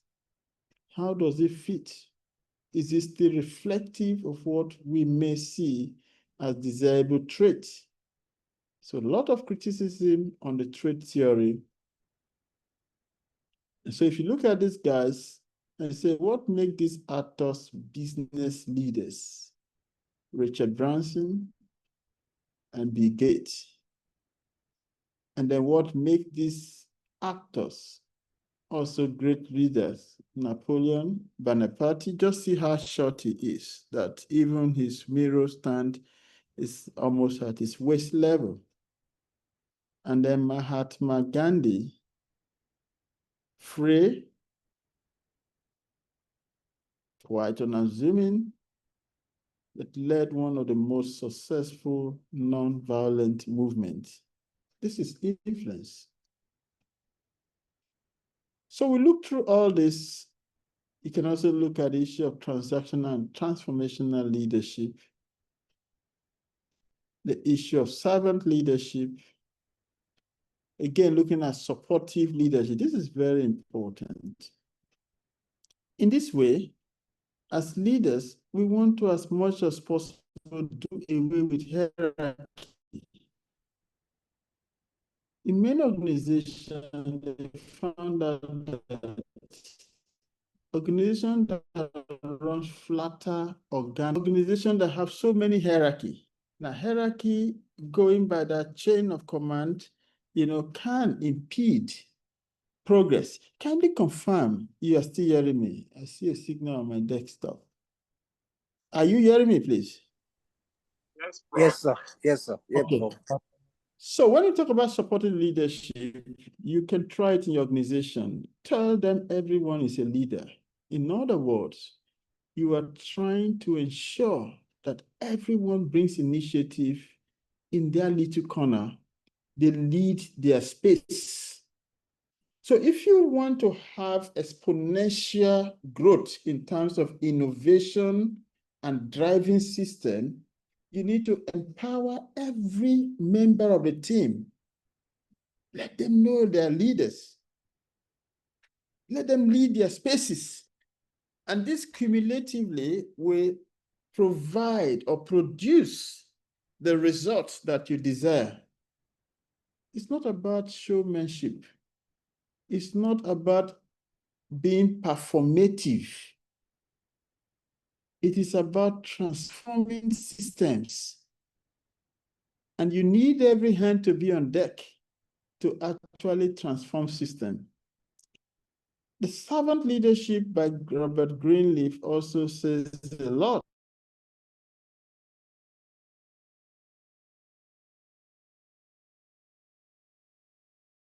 Degree leaders, then the authentic leaders. Go back to what Confucius says. He said, those who should lead must have demonstrable attributes of virtue and capacity. An authentic leader is one that leads with a strong moral authority.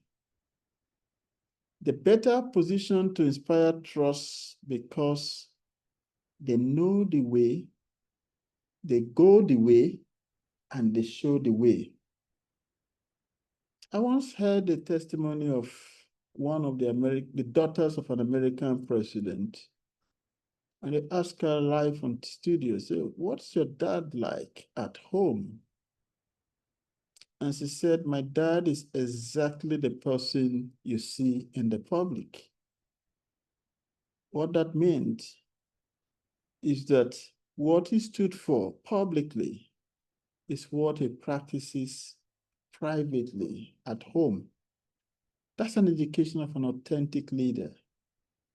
Many a times, people, especially political leaders, wants to win the applause of the people.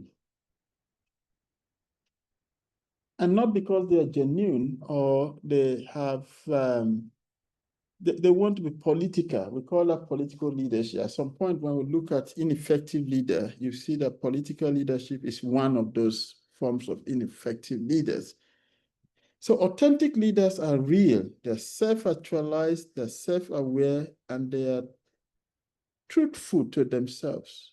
They're genuine, in other words. You may go through this in your workbook later. What's your best leadership style? No right or wrong answer, just to know what it is. And these are some other things you go through in your workbook. And so we see the Freire theory. Now, this goes beyond looking at the leaders as we've done in the behavioral, style, trait, skill theories. Now, you look at the relationship of the leader and his group. I think I've said a little bit about that, and the structure of the task.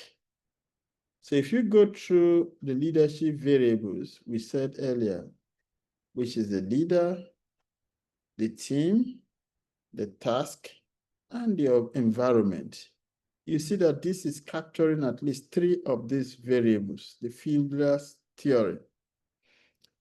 The McGregor theory, Douglas McGregor, talks about the theory X and theory Y. Now, theory X leaders typically are those who do not believe that people want to work. They believe that people are lazy. They just want the salary or to be affiliated to a group. And so you must use every means to force them to be able to do the things they're expected to do.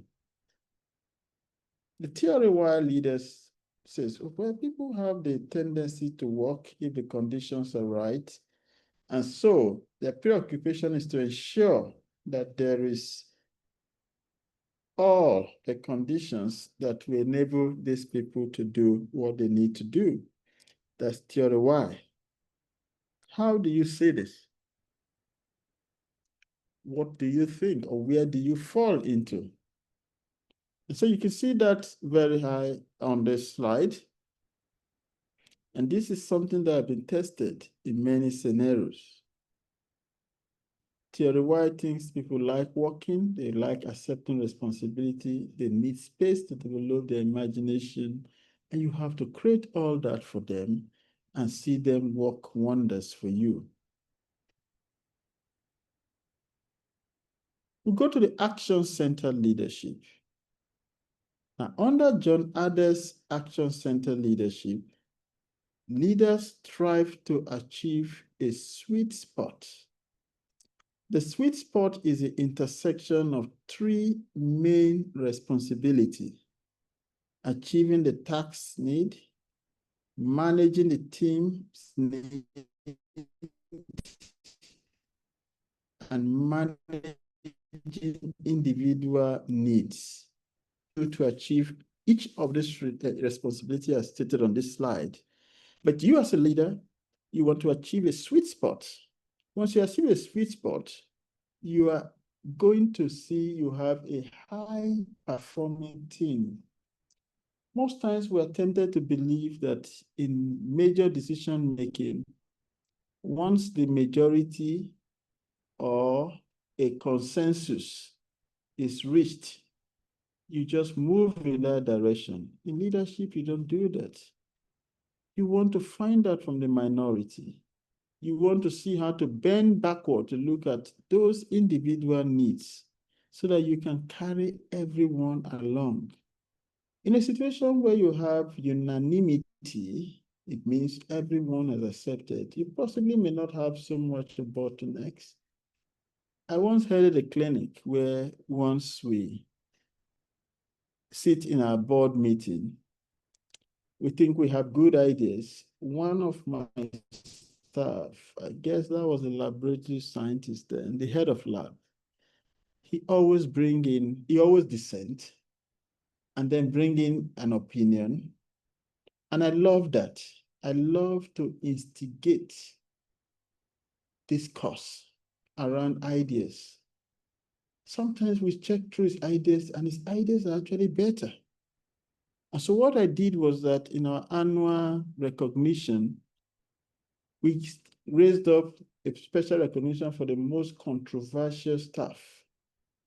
And this was to encourage people to speak up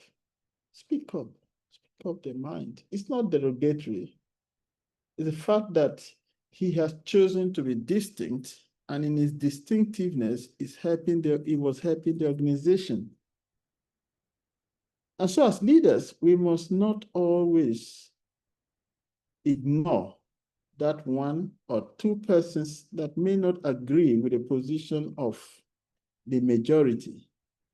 Go out for those people, look at their individual needs, see how to meet it.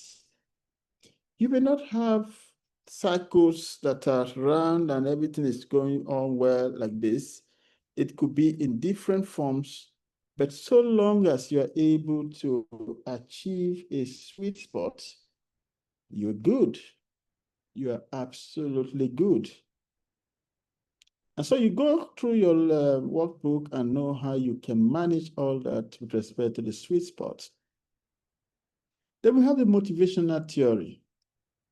Understandably, in the evolution of management, we have a classical schools of management where you have scientific management, administrative management, bureaucratic management, and so on. And then next to that, which was in the 1950s, was the psychosociological school of management. Now, in the classical school, the emphasis was in mass production. And the mistake was that humans are machines, and they can work like machines, irrespective of in fact, sometimes you see the picture of slave trade where people's mouths are even locked up so that they don't even eat. They just walk, doing those routine things as machines do. And the scientists begin to understand that people need to be motivated for them to be able to work harder. So motivation talks about how you are able to ensure that someone, let me use the word, is in high spirit, and this energizes them. And this is now known, especially in sports medicine and other fields. If you are not motivated, you can't even run a 100 or go through a full 90 minutes competitive football. You need a motivation. So motivation theory is very important. And in this regard, you would be learning about the HSM's two-factor theory, the Maslow hierarchy of needs, the Adefas theory, and the ERG theory. All this theory you will see in your workbook, and you will clearly understand that because I gave a couple of listed. And then you'll be able to compare all these theories, in this format. If you look at the Maslow, talking about 5 hierarchy from the physiologic needs, safety, social, the moment you conquer any of this level, it ceases to be a motivation. Ceases to be a motivation. So people can be in this class now and say, look, my only problem is if I get 1 million naira, all my problems will be solved. And so they're motivated, working hard. By the time they get 1 million naira, 1 million does no more motivates them. They set a new motivation level. Only if I get 10 million naira, 10 million naira, I will solve all my problems. And so you see the goalposts keep going higher. And systems where you lead ought to provide opportunity for people to grow up this Maslow hierarchy to the point where they can now achieve self-actualization. I want to be the head of the organization. I want to be able to prove what I am made of. It's very important. In the other file, you look at existence. Sometimes you ask people, what level are you in life? I'm told that in Nigeria, we're only existing why those of you in this class that are from Europe, you are leaving.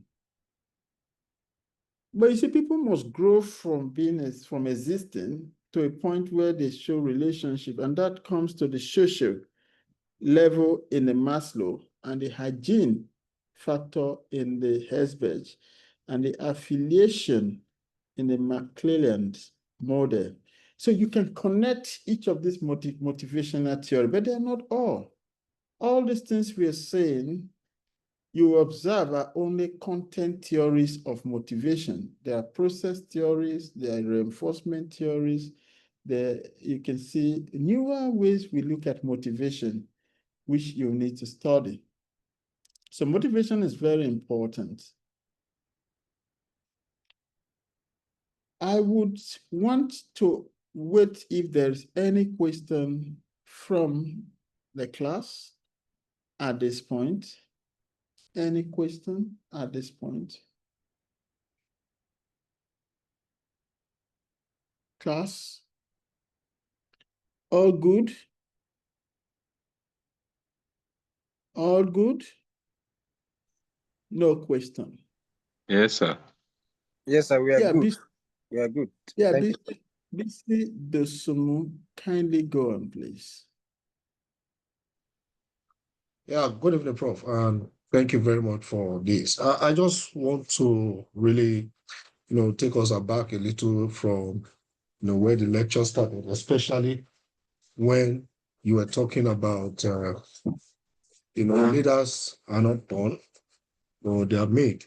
The issue of being born, I believe that there are some people who have some inherent personalities, which probably they must have acquired from their parents. And even without them being given the position of leadership, there's a way they just flow easily, coordinating. So that part of being born is just what so everybody has a trait. Some have the trait of leadership from their own. Yeah, and I believe that some with that trait, having understood or discovered that they have those traits, what they just need to do is to further go and acquire more knowledge on how to manage those traits. So I don't totally want to agree that leaders are not born. Some are actually born with traits, but with acquisition of more knowledge on how to manage those traits, yeah, they perform better in their respective situations where they find themselves. That's just my point, sir. Thank you. Let me put it this other way. In each of us, there is the trait for leadership. In everybody. Yes, sir. Just that we don't understand our space and also the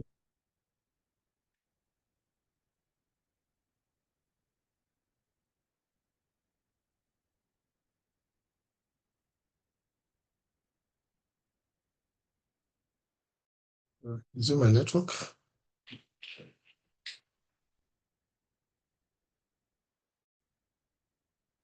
Hello? Yeah, we can hear you, sir. Yeah, okay, I yes. hear you now, sir.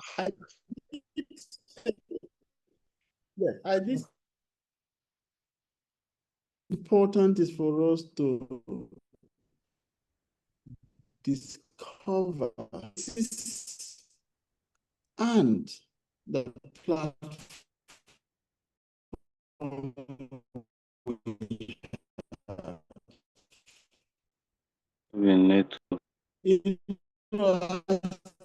sometimes people are misguided to think that except you're a political leader, you're not a leader. So long as your line is breaking, sir. We can't hear you clearly. Something. Oh, so sorry. Maybe that's a failing network. Yeah, but I'm just trying to emphasize that in each of us is the trait of leadership, but we need to identify that and prove it up. You understand? Understanding our space and the platform we have to show leadership. You understand? And in line with what one of our colleagues have said earlier, you understand? Now, on the other side, he was saying, if I get him right, that there may also be some genetic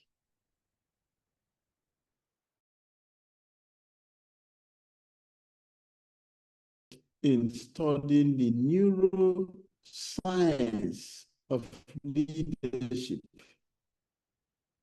and I'm happy to tell you, yes, of course, because in my last lecture with you on Friday, we'll be looking at certain things, including emotional intelligence. We'll be looking at personalities, and all that, and how this can affect leader or influence leadership. So also there could be some genetic aspect of leadership. We need to study that. We need to study that. Someone has said, oh, I've had in so many fora, the question, what is wrong with the black skin? Do you think anything is wrong with the black skin in terms of leadership? Class?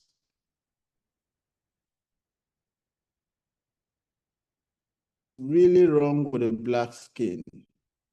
And usually that is said with reference to leadership in black nations. What's your view?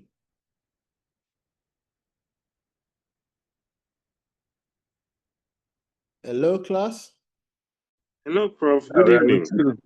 Yeah, with you, sir. We are with you, sir. So, Prof, do I go ahead?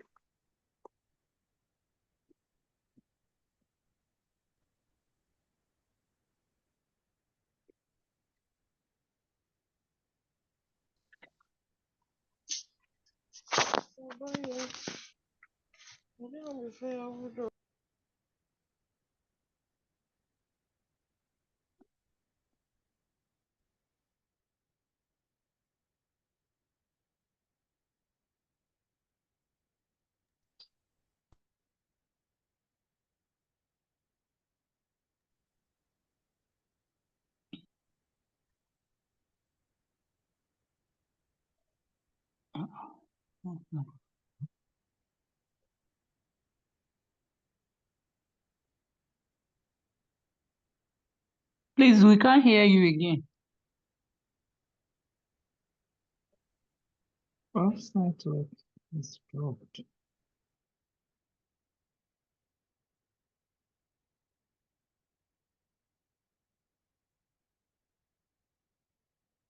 I guess I lost you.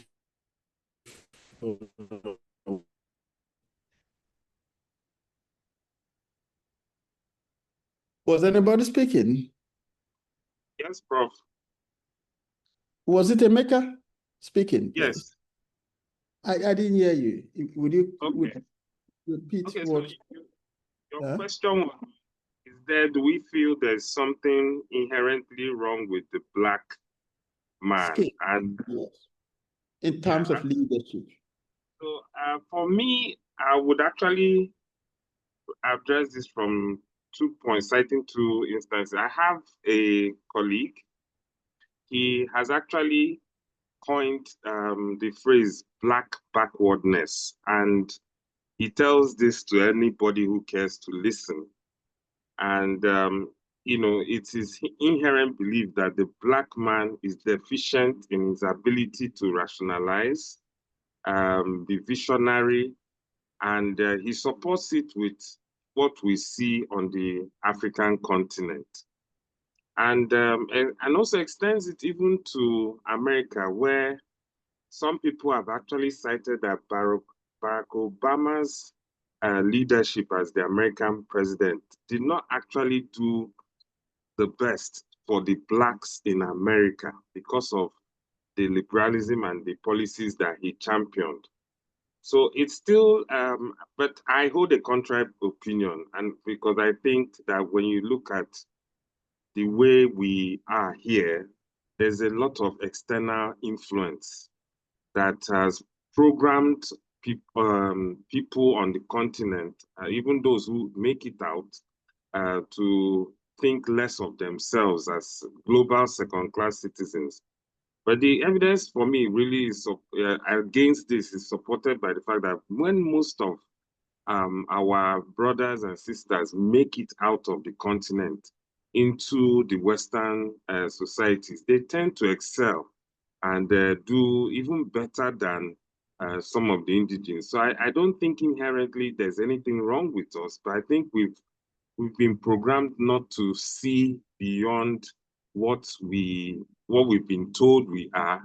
And when people even try to do so, when leaders have tried to do so, there's a pushback by those Western community host nations trying to put us in a particular space. Thank you. Thank you so much for that response. But the last part of it was that Western nation try to, in other words, whatever be the outcome of all our trials could be determined by others, probably from, in quote, the Western nation. All right. Is anybody else wanting to say anything else on this? Because this is where I'm stopping my lectures today. I also want to know, do we have people in health systems in the class? Are there people? Yes, sir. Yes, sir, we are here. Oh, lovely. Here. Yes, You sir. are of the class, okay. Badejo, please. Oluwadara. All right. Thank you very much, sir, for the opportunity. I hope I can be heard clearly. Yes, you can. All right. So I just want to talk about the question about what exactly could be wrong with the black skin. I personally don't think that it's a problem that it's a problem with the skin. I think that it's a very like we say, like everything that we see in humans is dependent on what we call the influences of nature and nurture, right? And as regards leadership, and as we established in the class today, there is more of a nurture components to it rather than the nature component. And for the longest period, I think one of the reasons why it might seem like the blacks are backward could be due to the fact that, to a very large extent, the system that most of the world runs by, and also the black environment or communities run by, were not designed by blacks for blacks.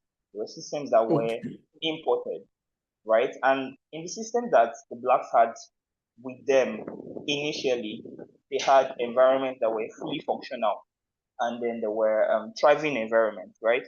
So in that regard, I can say this is one of the reasons why it might look like, there's not been any blacks may not be leading up like or growing in the system like their white counterparts. Another argument of mine is that due to the largely low level of education or low level of exposure to information, it might seem like the blacks don't have good leadership examples. Like someone already said, when blacks are exposed to better information and better environment, they tend to sometimes even outperform their white counterparts. So is there really a skin component to the problem? Also, I would say that there's recent research that talks about epigenetics and how behavioral experiences can be passed down as traits to the next generation. And we've also seen that over the last, say, 200 to 300 years, the blacks have been at the lower end of the living experiences of humanity due to, say, slave trade, colonialism, and the like. So it's highly likely that what majority of what we see today are the lived experiences of people that have lived before, like the generation that really suffered the heat of the slave trade and colonialism, some of those experiences might have been, passed down as epigenes, and then we now see them play out in some of in among blacks generally. But information can always, or environment can always supersede these traits and these experiences. So that is why, like someone already said, we tend to see that when blacks are exposed to better information and a better environment, we see them to perform as well as the white counterparts, and sometimes better. So I think that it's not exactly a black problem, but it's not a black problem like a nature, but it's a black problem as in environment, and then information and that is exposed to that the black is exposed to. Thank you. All right, thanks so much. And I want to as well thank every one of you for your audience participation, and I enjoyed the discourse. I'm not supporting any stereotype. We're just bringing this up as academic discourse. There's nothing wrong with the black skin, we all know. We know that there are issues around inequity in many societies and so on. But thankfully, these are being addressed by a lot of policy strategies and legislature. And we believe that all men are born equal. Thank you once again for your wonderful audience. And tomorrow by 6:30, we'll be here again. Is there anything that stops you from starting by 6 o'clock?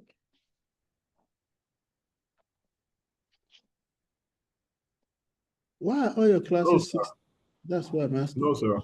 It's okay. 6 is okay, sir. Do we agree with that? 6 o'clock? Some of us have to come back from work and So, settle in. so when the center means 6:30, okay. 6:30 may be preferable, please.